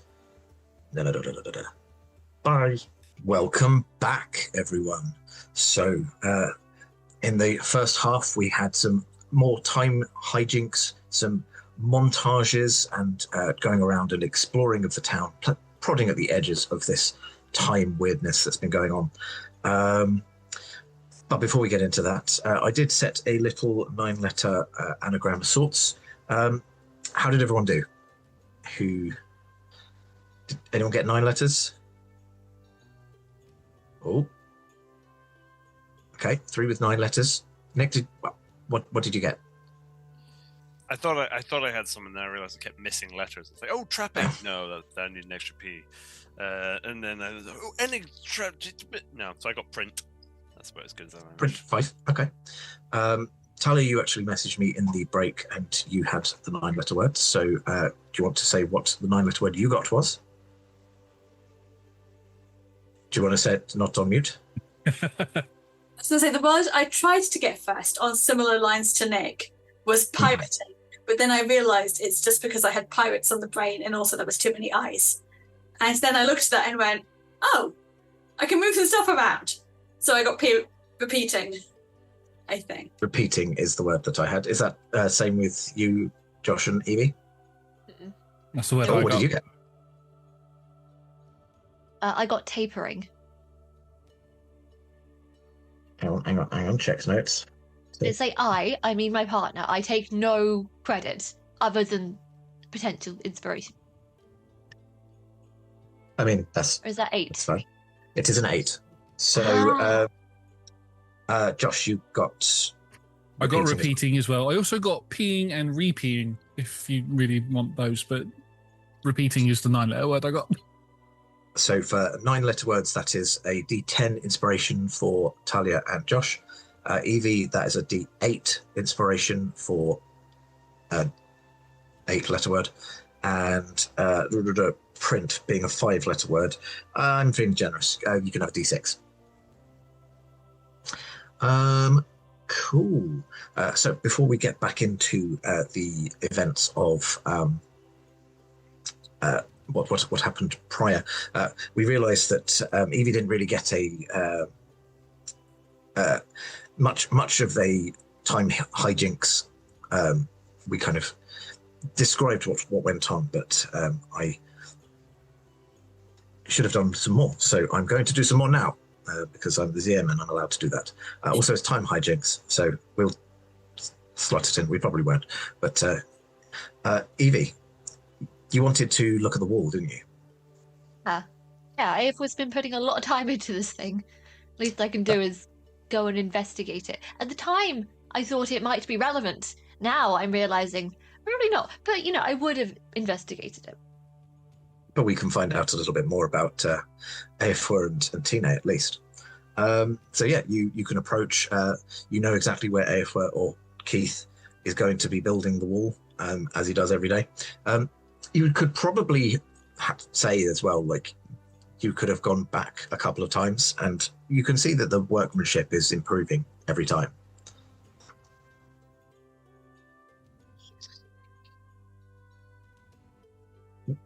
Keith. Sorry, what? Sorry, like he's learning. Ooh. Keith. Wall's looking better and better. Thank you very much. I been trying my best. I realised that using bricks is by far the best type of wall to be making. I started off using just straw and it just blew over, and then I started using sticks, and that wasn't very good either. So we started with bricks. Yeah, I wonder if there's a history in this town of walls blowing down buildings that weren't made of brick. That would be interesting. No, I wouldn't know that, not by the hair of my chinny chin chin. Yes, quite. Look, you've been spending a lot of time on this wall. Are you sure there's nothing else that you would rather be doing? You didn't come to my ball. Well, I was building my wall, and also balls are for, fancy folks, and I'm not really fancy. Well, balls are for the friends of the person throwing the ball. Right. I know, I'm sorry. I don't know. It's okay, I don't know, I worry about you. I see you here, building your wall and burying your head a little bit and not flourishing, and I don't know, I just feel like there's more I can be doing for you. I'm keeping on top of my archery when I can. Yeah, it's a bit difficult. I've got to go into the woods, and my favourite tree for firing at keeps getting up and leaving. So, but I'm trying. Yeah. Listen, AF, well, we are working on trying to lift this thing, and I know you don't want it to be lifted, this loop. But if we succeed, what do you think about coming with me to the city just for a little bit? Oh, well, I wouldn't say that I don't want it to be lifted, because, I was looking for time hijinky type stuff, and I think that this might be the wrong kind of time hijinky kind of stuff. So I could go to the city. And I'm pretty sure some of the people I've been traveling with know of more hijinky kind of stuff. I've encountered enough of it.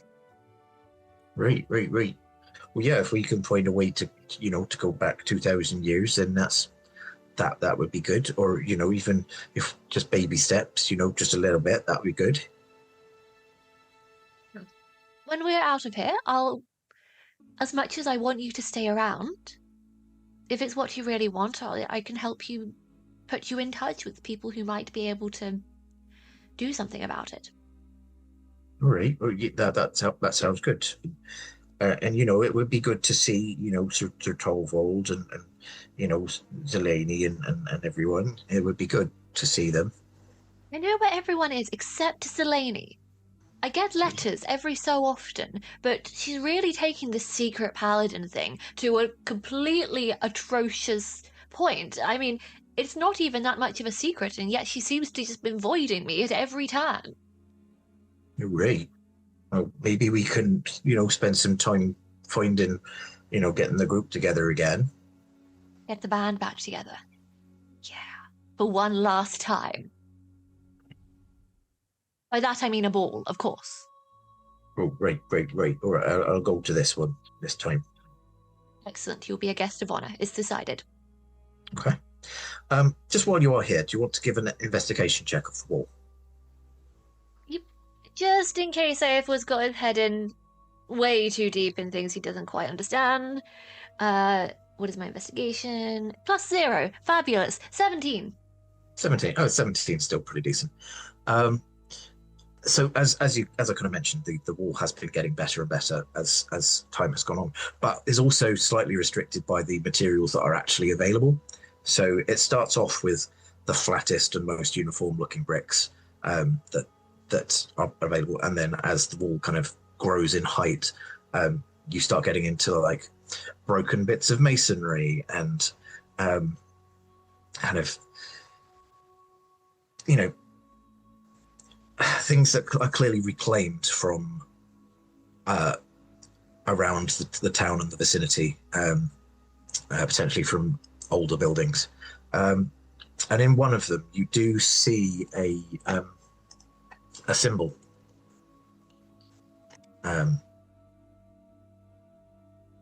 So it kind of looks like a very stylized, like if you were to try and draw using only straight lines, a face of a wolf. That's as much as I'll give you right now. AF1, my friend, what's with this brick? I don't know. It's kind of, it wasn't really flat enough to put on the bottom, so I had to put it up top. It looks like a wolf. Did you put it here? I mean, I put all the bricks here, but I didn't draw this. I didn't draw the bricks. It's kind of upside down, isn't it? Oh no, I see it. Where did you find it? It was out round the back of one of them shops, the tavern, the innumerable lamps. That one. We were around the back. Very interesting. I think it got unearthed when that, big triangle came out of the ground. Oh yes, that was very hilarious. We did not get our asses handed to us at all. We handed their asses to them within the triangle. Okay, I'm sure this will be important in a later time loop. Right. It's got to mean something. It's just weird. Your wall is majestic. The brick is... Thank you very much. It's starting to make me huff and puff, though. Anyway.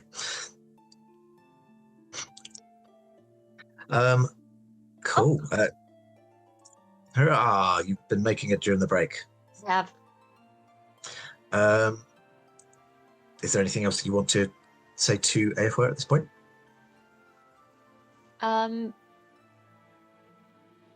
You're a good pig.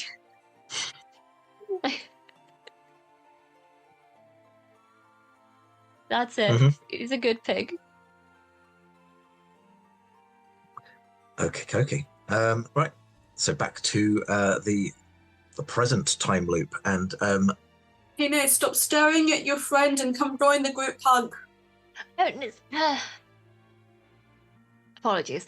I've just remembered that there was a wolf on a stone in a wall found at the back of the tavern. That would have been good to have known. A grave? It was quite deep under the earth. Apparently it came out when, the sarcophagus, the pyramid erupted. So it would have been quite deep. Do we need to go in that pyramid to get to the bottom of it to have a look at, to see if there's any caverns underneath? Are there any caverns underneath this place? Why have I not thought of that? Do we have time? Is it clouds coming? The cloud is roiling. It is definitely coming towards you. Next. Yeah, next to. Let's hold on. Do we all hold on to this thing that you have? Yes. Group hug, and then everyone put their hands on the thing. You have to hold me and the thing at the same time. Right. If you're familiar, they also have to hold me and the thing at the same time. Okay. I'm going to give you something because you are the one holding the hook. As the cloud roars towards you, you get the sensation of time slowing down, and the bubbling kind of slows down almost to a halt. And you get the sensation that you can look around yourself and choose 8 other people. In fact, I'm going to say 9 other people, but one of them's Chippy. Yes. And for the purposes of this, you are not, as the holder, you are okay. So you can choose 8 people. Yourself and Chippy are fine. Here's the problem. The temptation just to go and see if there's any random woodland creatures about and take them. Leave your companions behind. Oh wait, I It's might up to want to you. get rid of this. Yeet! Yeet the bag of holding.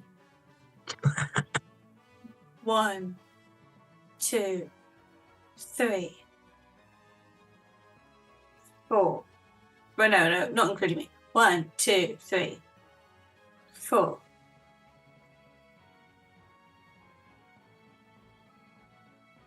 5, 6, 7, 8. Sorry, Jakarth, because I want to take that little kind of bird because he looks cute, so I think you have to stay behind. Oh, okay. Sounds reasonable. I mean, on The the others are all slowed down at this point. It is just Karen. I'll join the group hug. I picked up Tina early. Tina's in the conversation. Okay. Actually, the bird looks too small. He's a baby. We'll pick up. Sentient creatures, my dear.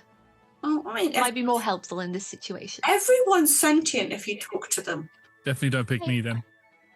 Yeah, Was that a good one? that one's funny because at your own expense. We're picking you. You're expendable and fun. Okay. What? Oh, I like this one. I need to get rid of this red scarf. Yeah. So Pick up the you're human picking as the well. party. Yeah, I've got everybody. Okay, I've got that, and then I've got the others. Everyone, we're going on a field trip. I do genuinely need you to name the other people. Oh, because the likelihood that I have picked a random bird is high. Me, Chippy, of course, Tina. This is in order of who I have picked. Bingo. Hope. Epipocalypse. Theo. Hollywood. Helvey, and then the 9th is then we picked up Jakarth. Everybody shits on Jakarth. How can you? Yeah, there's a real moment where the cloud is starting to get towards you, and you can feel the kind of sweat beading. Right, I have sent over to my players some stats. These are the stats you may need or may not need at some point, but these are the villagers that you have chosen to take with you. Bingo is using the stat for a Lord's Alliance spy. That's the closest I could find to a harper. Hollywisk, the weaponsmith, is using the expert stats. Helvey, the watchmaker, uses the precognitive mage stats. Hope, as I think you're all going to be really surprised to learn is using green hag stats. And there's one that I haven't sent over to you because that is Ephipocles, who is a commoner. You have dragged a helpless person along with you. Also, I'm just going to say Eofor was right there, but you know. I forgot. I thought that Ephipocles was like a medicine person. I genuinely considered giving everyone stats, and then I was like, that is too much. So yeah, she was unfortunately one of the people that lost out. She nearly got herbalist stats, but it was too much. Does she have potions on her? I will generously say that she's got some healing salves, but not like healing potions. So like, yeah, they're the kind of ones that can stabilize but not return hit points. Yeah.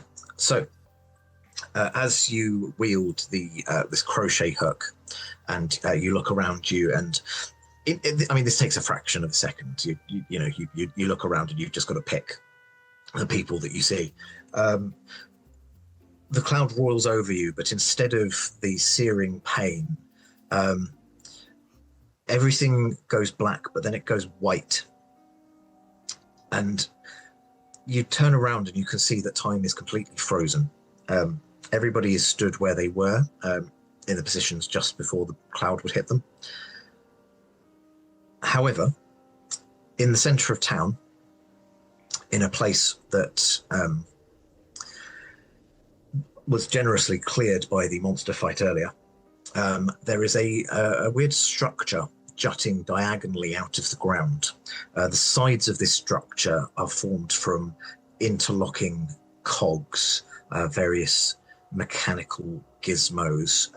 The center of this structure appears to be a staircase of floating slabs that rise inevitably in. Yes, that's right. There is a staircase to heaven. There is a highway to hell. There is an escalator to Mechanus.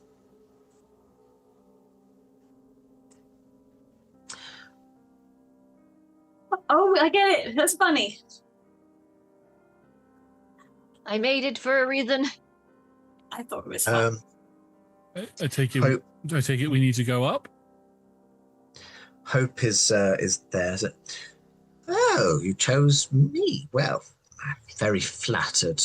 Let's go see the young'un then, shall we?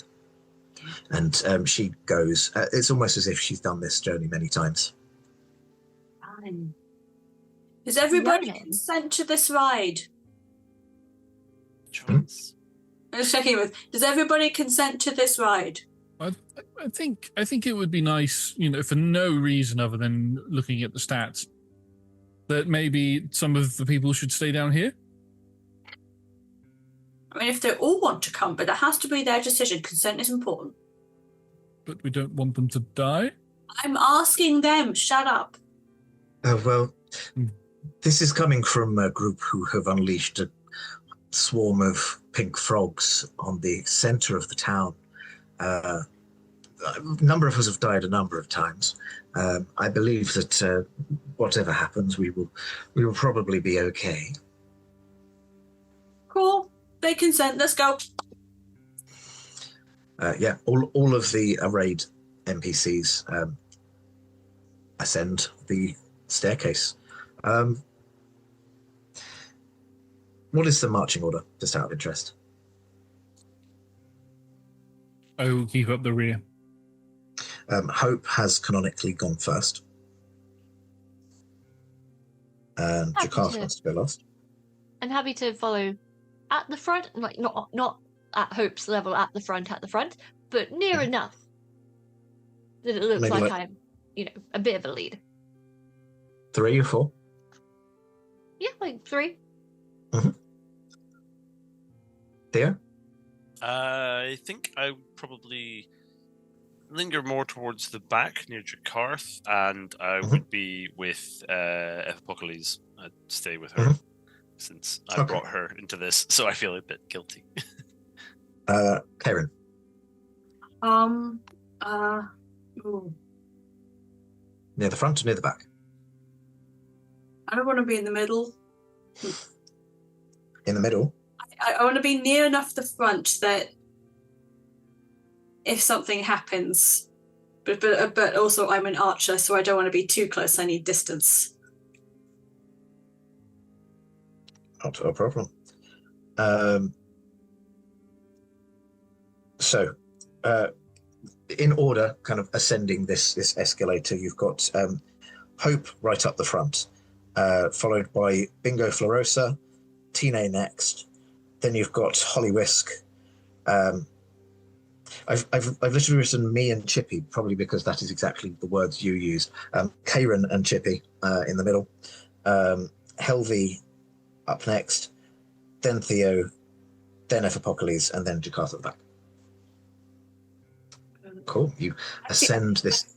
Chippy would be with Hope. Or no, Chippy would be with Bingo. I don't trust Bingo on his own. Fair enough. Bingo needs a minder. Their own, I believe. Their own. Yeah. As this escalator ascends into the clouds, it kind of goes beyond the point that you would normally be experiencing searing pain. But around about the same sort of time, the sky, as you are focusing in on it, it loses its kind of, at this point in the day, the kind of reddish, almost purple hue, and you start to pick out the stars. Instead of stars, they're actually tiny little cogs. And then as you kind of realize that the sky has turned golden due to the masses and masses of cogs in every direction. And you step out onto what appears to be the giant face of a clock with inlaid mother of pearl. That's pretty. Sat directly in the center of this, there seems to be a large round table with 12 seats around it at each of the numbered clock face points. And sat at where the 12 would be, directly ahead of you, is a large humanoid figure. Appears to be wearing, or composed of, largely gold elements, but with some slightly more obsidian black skin. But I say skin, it's kind of like almost as if you can see the musculature and it's all made up of pistons and mechanical parts. The face almost looking skull-like, but again composed of metal. They have draped over them a large red cloak, a cape of sorts, and are holding a gladius, a short sword. There also appears to be sat, not sat actually, just stood to one side of them, a hulking large figure. They appear to be,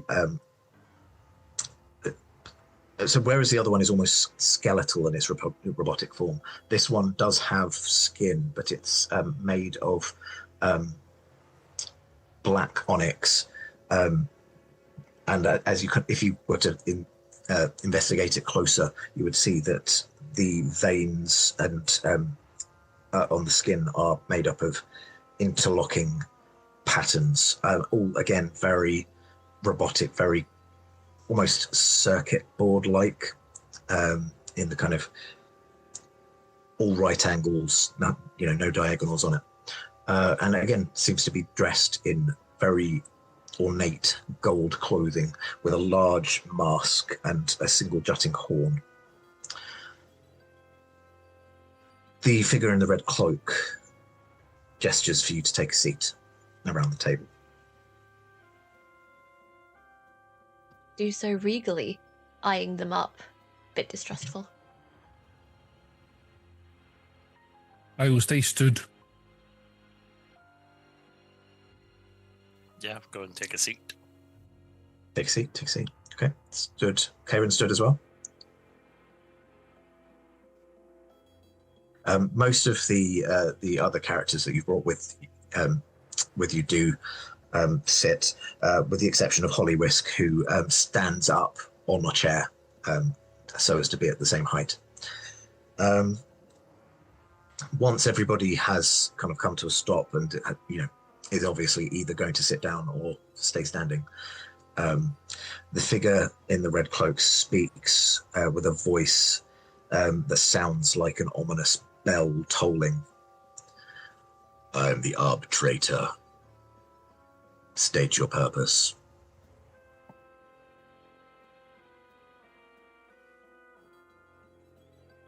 Purpose is to free the town from its time loop and also stop it being destroyed at the same time.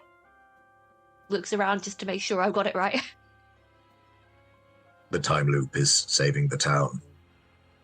The town must be destroyed for itself to be saved. God, I forgot what reasoning with you was like. No, bear with me now.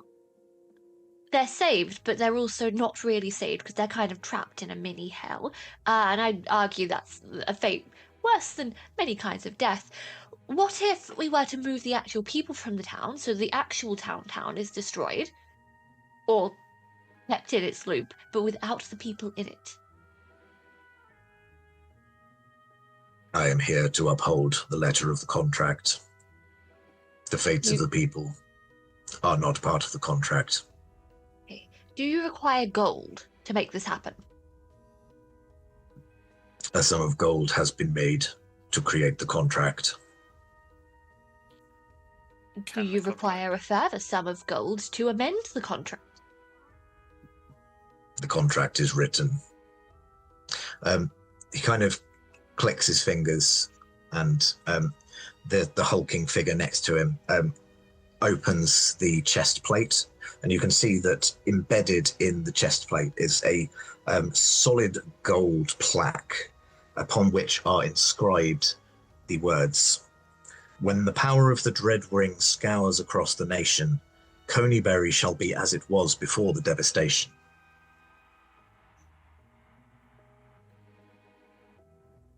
My interpretation is that the devastation must occur, and then the town must be returned to its state.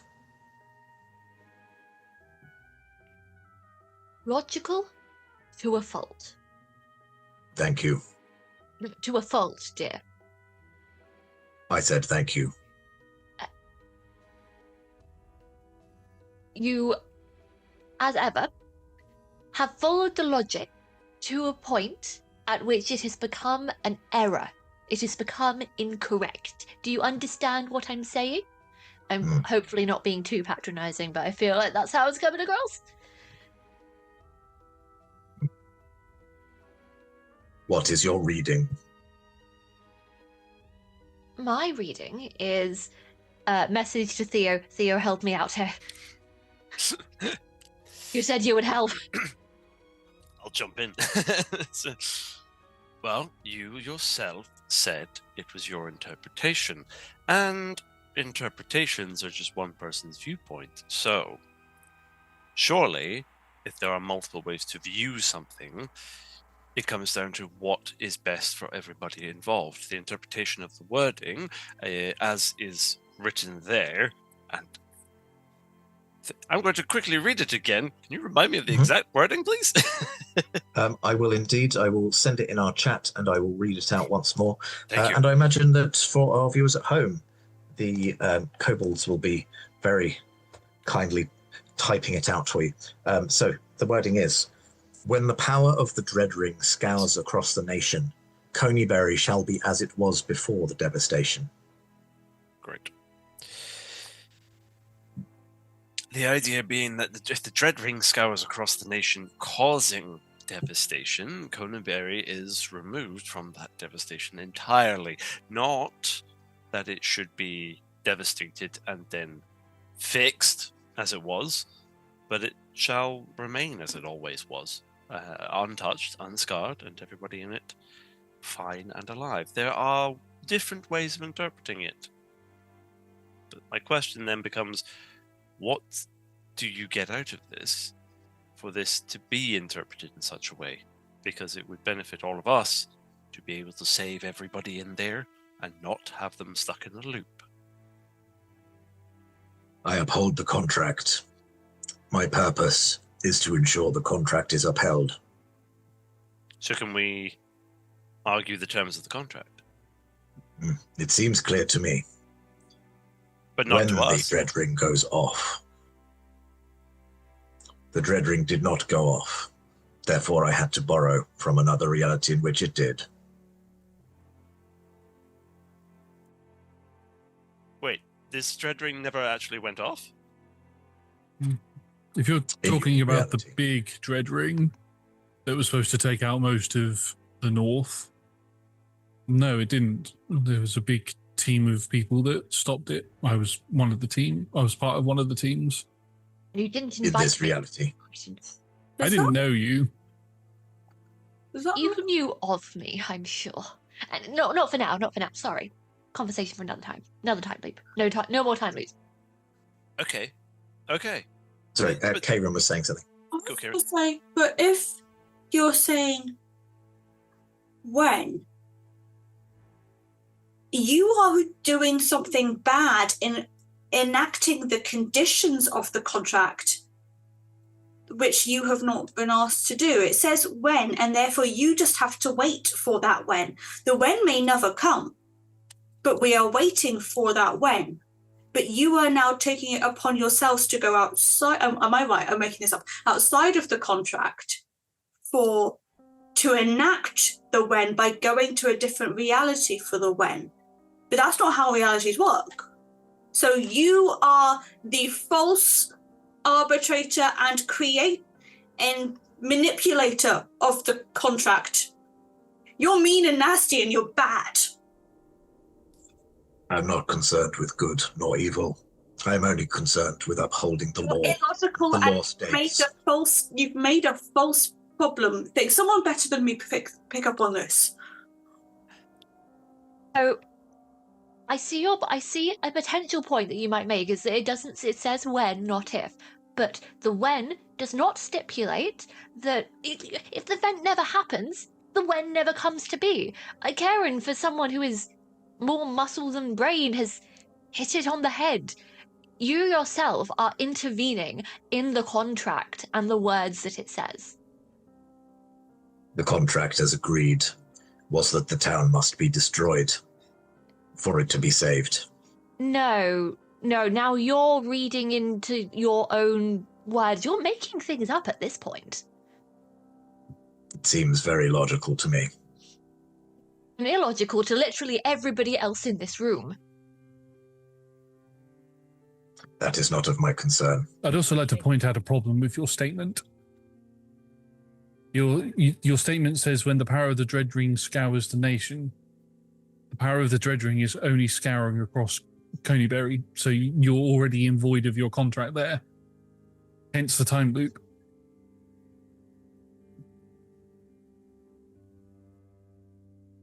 It seems we are at an impasse.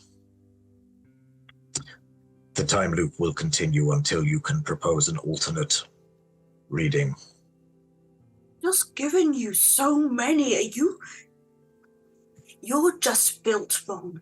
Whoever made you built you wrong. You are full of errors and falsehoods. I grow weary of your insults. Oh, weary of your... Can you bring an alternative? They move over to the weaker members, weaker NPCs. You might want to head back downstairs. Like now. Go. Who are you sending back? Anybody whose hit points are lower than... not the hag. Basically, just not the hag. Everybody else can go.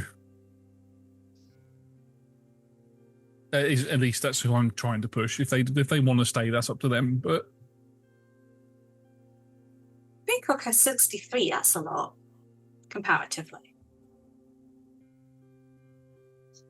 Bingo made this mess. Bingo can stay in this mess. Oh, yeah. Okay, so you're going to keep Bingo and you're going to keep Hope. Hope at this point, when you kind of talk to her, she says, "Well, I guess the jig is up, isn't it?" She drops her disguise. You are very briefly reviled because that is the effect that seeing a green hag has on people.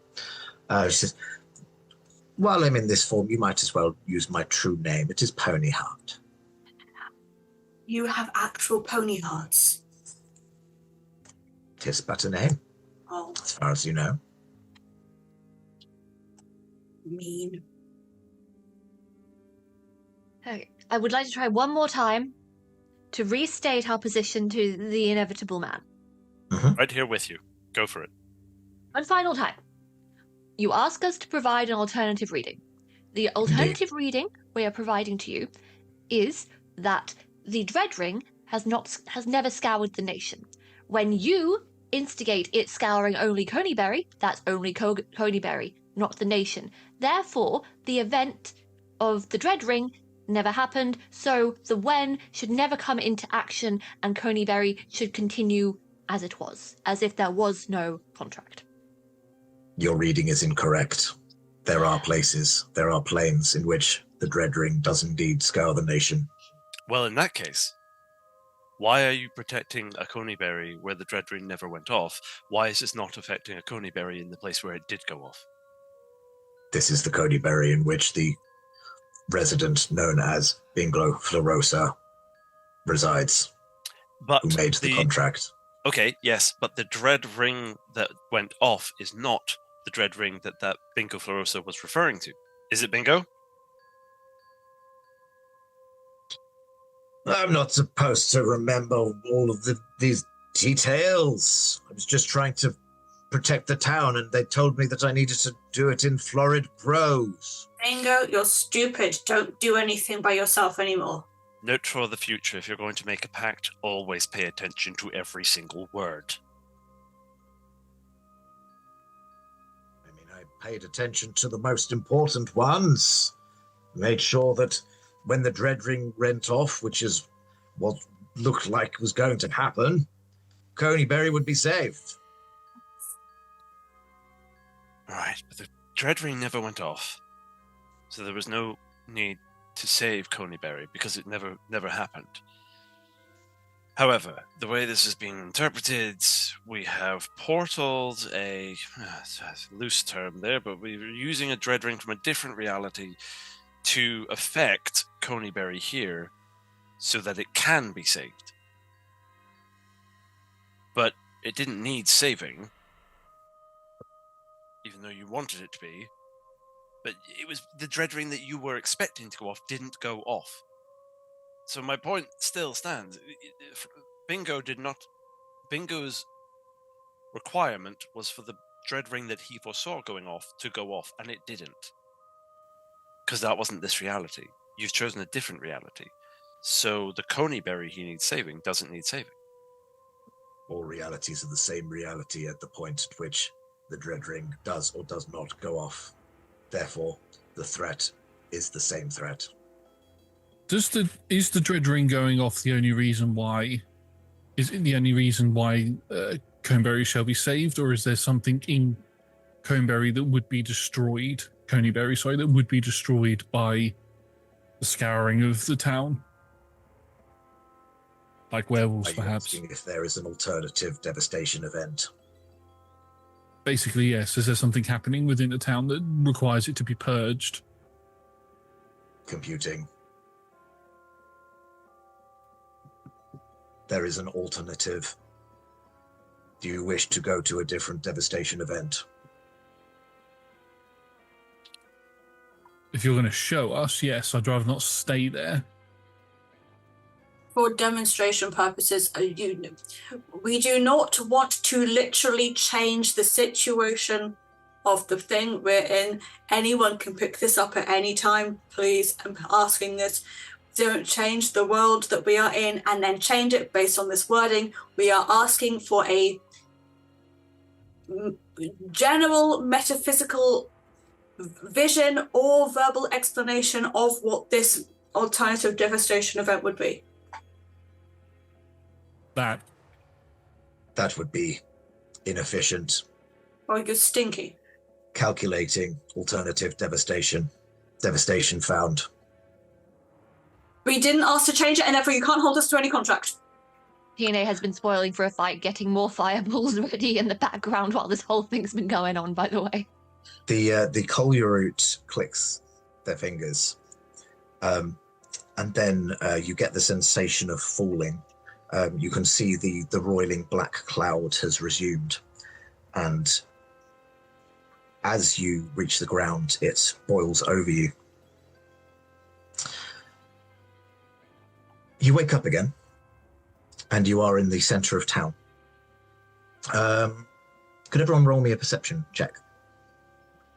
Highest roll is going to be the person whose consciousness returns to them first. 31. Of course, it's Jakarth. 22. 31. 26. 8. Okay. I mean, generally all quite high rolls, so I think possibly with the exception of Theo, you're all going to wake up relatively soon. Jakarth, however, you become aware of your surroundings sooner.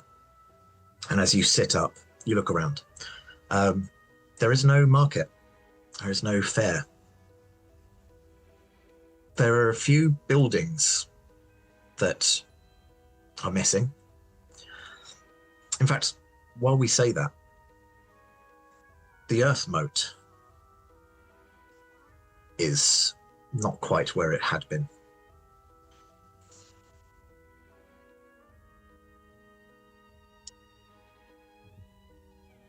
Where is it now? Where is it now?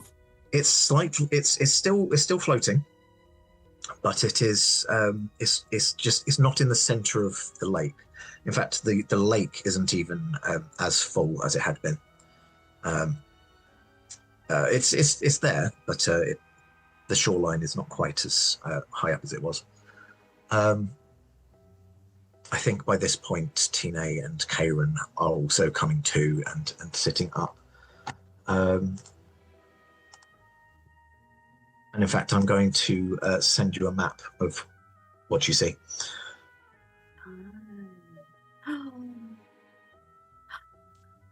Oh, wording.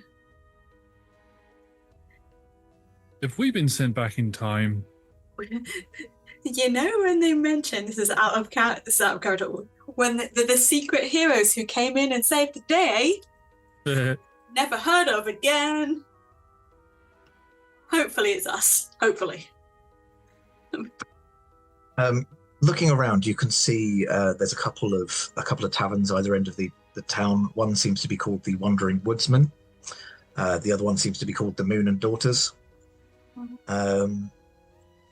Dried and Tested still seems to be there. The Watchmakers appears to actually be a town hall. And a couple of other shops seem to still have the same purpose, but different names. I like that Woolworthy continues to exist. I like that the Adventurers Guild and the Orphanage are just one. Yeah, as Theo gets up, you sit up, and the first thing you notice is where the Innumerable Lambs was. There is a Sword Coast Adventurers Guild of Conyberry and Orphanage. How far back do we think we are? Do you reckon we're about, 100 years back, maybe? Maybe. Awfully convenient. Maybe we should go looking for the people who we know would still be alive in what we would consider the modern time. Just to confirm. I will also say as well, the people that you sent back do not seem to be with you. Hope has resumed the Hope disguise of the elf, and you've got Bingo Florosa with you. Did we not keep the pre-card? I reckon the best place to go to would probably be the blacksmiths, because if there's a young apprentice there that looks vaguely similar to the blacksmith from our time, then we know we've definitely gone back in time. All right.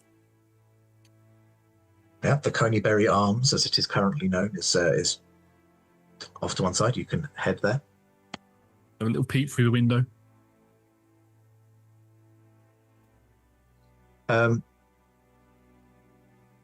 assume there's windows. Not really. You know what? I think because it's a blacksmith, they're probably very high up and no wood or glass, just in case of kind of fires and stuff. So it's literally just a hole to let the smoke out of. But the door's wide open. I've poked my head inside. Hello. So you look in and you can see that there are two people inside. There appears to be a male human working the anvil.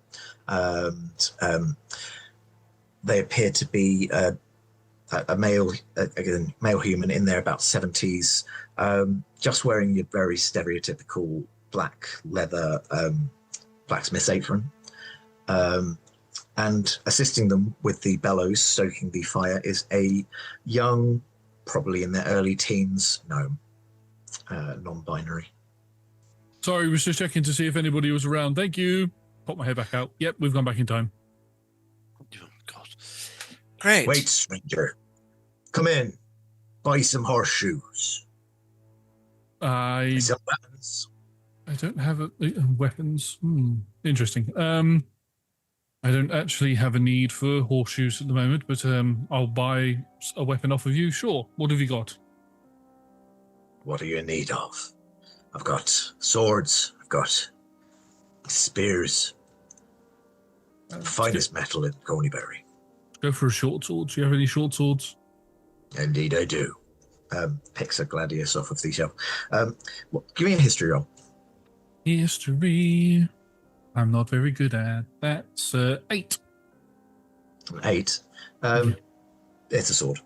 You assume it's what they looked like 100 years ago, but your history knowledge is subpar, unfortunately. Yeah, I'll buy this. Yeah, sounds good. Thank you. It costs you 5 silvers. Okay, I'll hand over 5 silver. Hopefully the silver I have is right. I mean, he does look at it, and he's looking at it. It's weird. It's minted Neverwinter, but I don't know this bloke. Yeah. Yeah. Thank you, and good day. And I walk out. And I'll add a short sword to my short sword from the past into my inventory. Mm-hmm.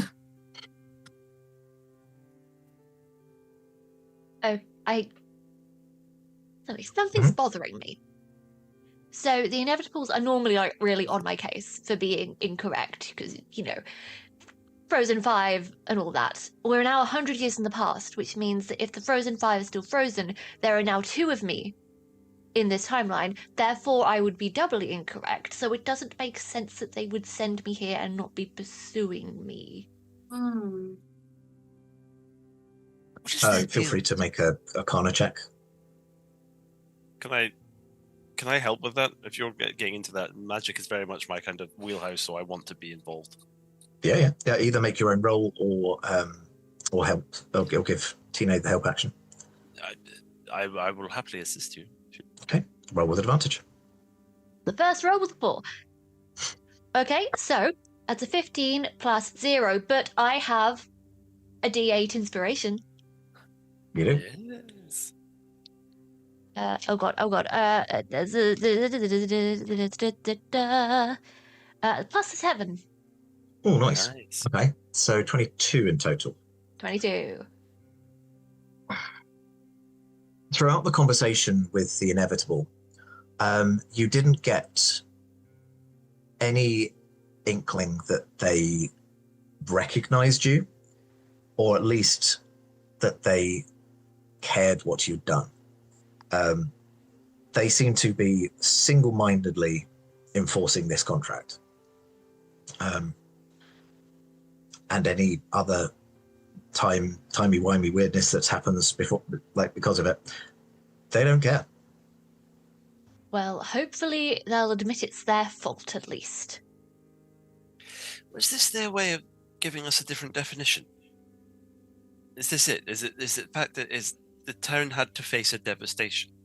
The devastation they imposed was the ring, but if this is a new devastation and they'll just return it after whatever happens here, but what if we stop this devastation? But they said that Bingo said the devastation was stopped anyway.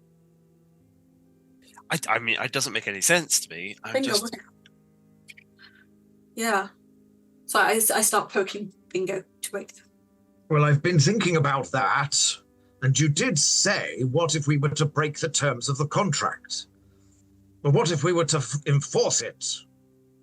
I did tell you indeed that the devastation previously was stopped. But what if we are to not stop it?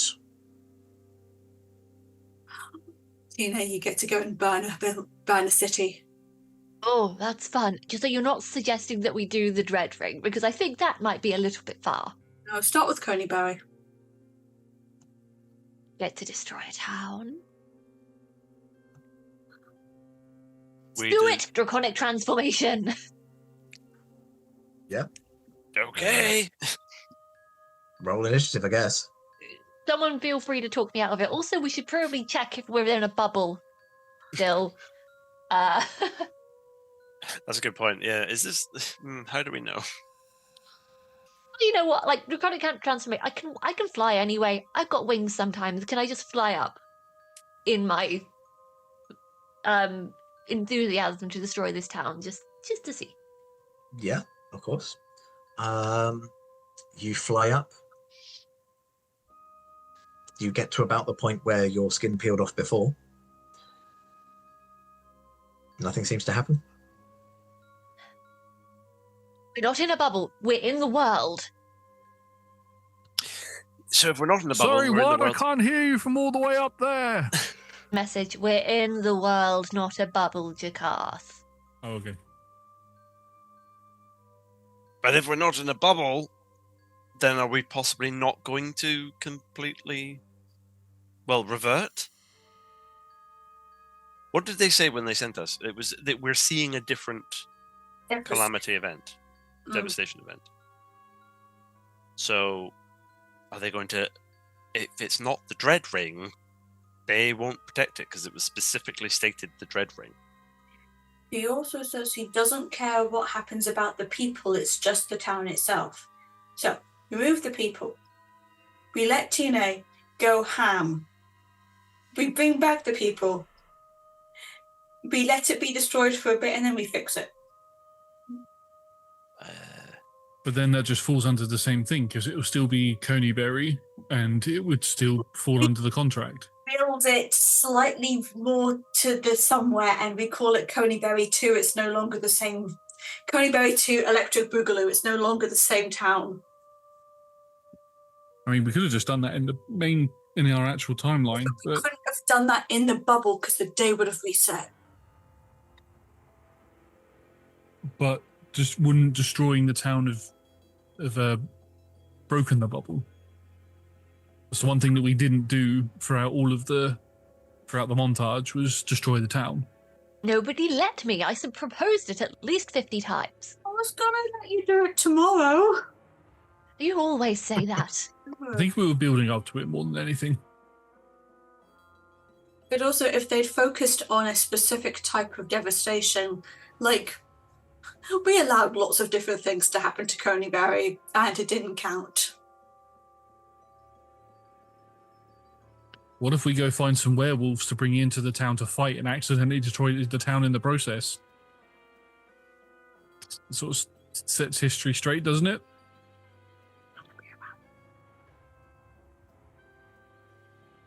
Why are you trying to bite me? How? Ow! What have we Table done? manners, Karen.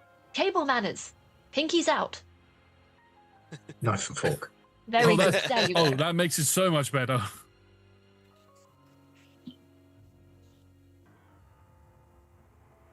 I mean, if I'm honest, I'm not 100% set on the idea of destroying the town, but I feel like I am the only one, and I'm not totally against it, so...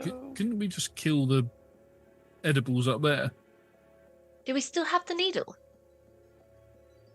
You do still have the needle. My one query with that is, if we destroy the inevitables responsible for this, will they not be able to send us back to 100 years in the future where we're supposed to be? Because I've done a lot of this, too much, and I'd like to keep something the same for once.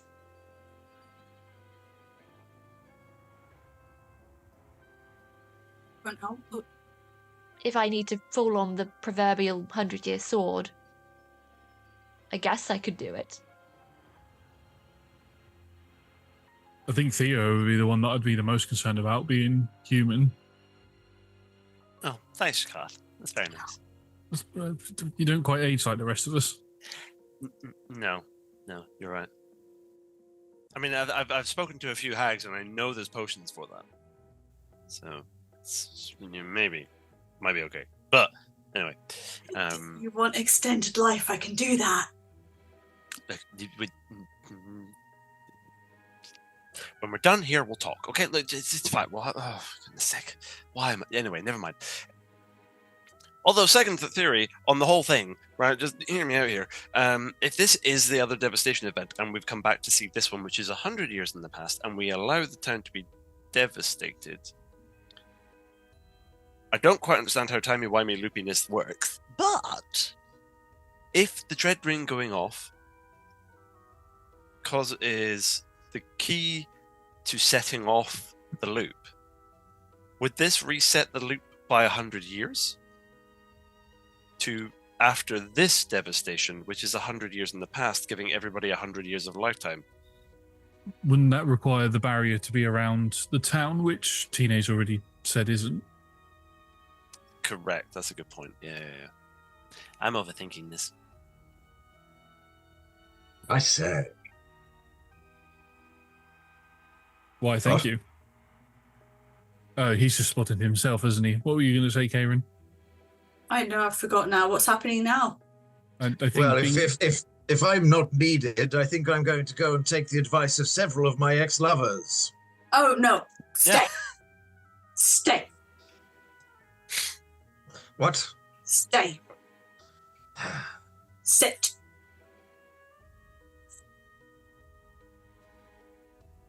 Good boy. Oh, whatever. Good person. Just for the avoidance of doubt, not only am I only like 25, I was frozen in time for like 2,000 years. I do only live about a human's lifespan, a little bit extra, but you know, I'm in it with the human. If there's no extra magics involved. Oh, I thought the 2,000 years was a sort of fae thing. No, I was frozen in ice. I knew that. I'm one of the frozen 5. Yeah. Yeah, I just thought, you know, with your etherealness, Yes, that you had longer life than others, and that was why you were able to survive that long in ice. Well, my mother's probably still alive somewhere. She was like an air elemental. She's probably still partying around, I guess. And I don't know, maybe Reggie could help me with the lifespan thing. So there's options. We need to decide. Okay. Are we the devastators, or are we the hilarious, mysterious band of rescuers that prevented the devastation? Because both of those things happened in history. I'd rather not be. Sorry, do you know?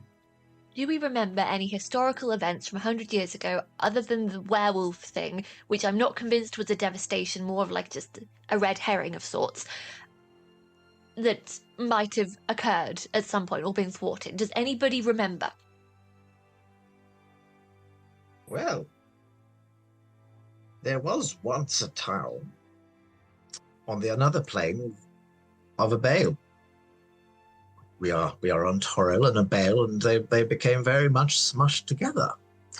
Now, looking around at some of the buildings that are being rebuilt, I would say that that event has already happened, which means that we are on the cusp, the end of the spell plague. Ah. Now, if my historical knowledge is correct, the reason the Uthgard tribe attacked the town is because they believed that the Abalans the Aberrans to be a threat to all people. They believed them to be interlopers from another plane with only ill content.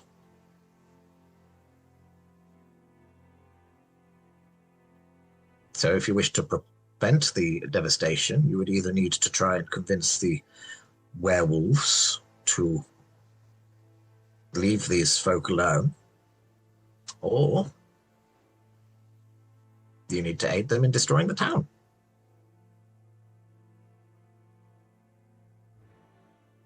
Try the former. If it doesn't work, go with the latter.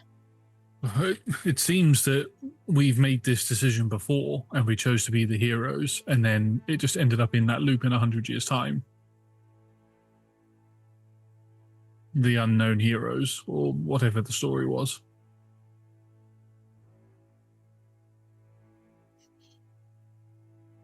I don't really want to destroy the town. I mean, I'd like to get the people out if that's going to be the case, like we've said before, but I don't want to kill anyone. There's no need to. No one's proposing we murder the entire town, Jakarth. I'm just saying, the werewolves want to kill the people in the town. So do we destroy the town? If we destroy the town, we leave the people defenseless. What if we destroy the werewolves? Then we fulfill the side of the time loop that's already happened, which means the time loop would still happen in the present day, maybe? Is the gist that I'm getting from this? You know what? I'm very tired. Arguing with inevitables, it fries my brain. Can we just kill them? Chaps. What if we kill Bingo? I say it in front of Bingo. right in his ear. What if we kill Bingo? Because because then Bingo never gets to make the stupid wording and everything's okay. Well, you could just tell me what to say instead. I'm sure I'll remember. Something, dread ring, something, devastation. Got it. How about we go tell your younger self that when something like that happens, to trust that people will have it settled or sorted. Not to take matters into your own hands. You're not a hero. I'm a harper, thank you very much. Or important word here, if. That's it. That's literally it. You take the when, you get rid of the when, you make an if. Let's go track down Bingo and then tattoo things on them. Wow. That's... Wow. Probably the word if on their forehead. If. Jakarth, you have got a very high passive perception, and I believe Faerun as well, also in the high perception club. 22. You notice that a few people, there were people kind of wandering around the town, going about their business. You notice that they've not so much been doing that, and there appear to be a couple of town guards folk approaching, as well as a large man, a portly, suntanned man with a well-groomed moustache and a straw hat, wearing very practical clothes, but with a mayoral sash that appears a little bit too tight for them. It seems we have company. Welcome to Conyberry. Tell me, strangers, when exactly did you arrive?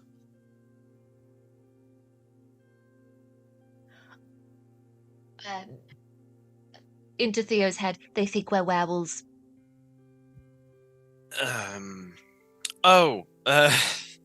Sorry, we got a little turned around by a long shot. Sorry, the name's Theo. It's very nice. Your town looks lovely. Nice to meet you, Theo. I'm the mayor of this town, Hop Wheatfall. Hop Wheatfall. Ah, lovely. Mm-hmm. Very nice to meet you. To be honest, we were traveling, and we'd heard there was trouble in the areas. You were adventurer types. And, well, we got a bit turned around. We were hoping to find your place. We have found your place, somewhat luckily, I would imagine, because we were very tired and very drained. But we overheard that you had problems. Is that the case? Because we'd like to help. We do indeed have problems. Certain folk who are not supposed to be here. Oh. Ah. Well, He smiles, and you notice that his teeth are a little bit sharper than you might like them to be. Oh. And that, unfortunately, is where we are going to call it for tonight. Uh-oh. We're in trouble. They did not think we were werewolves. No, that's the problem.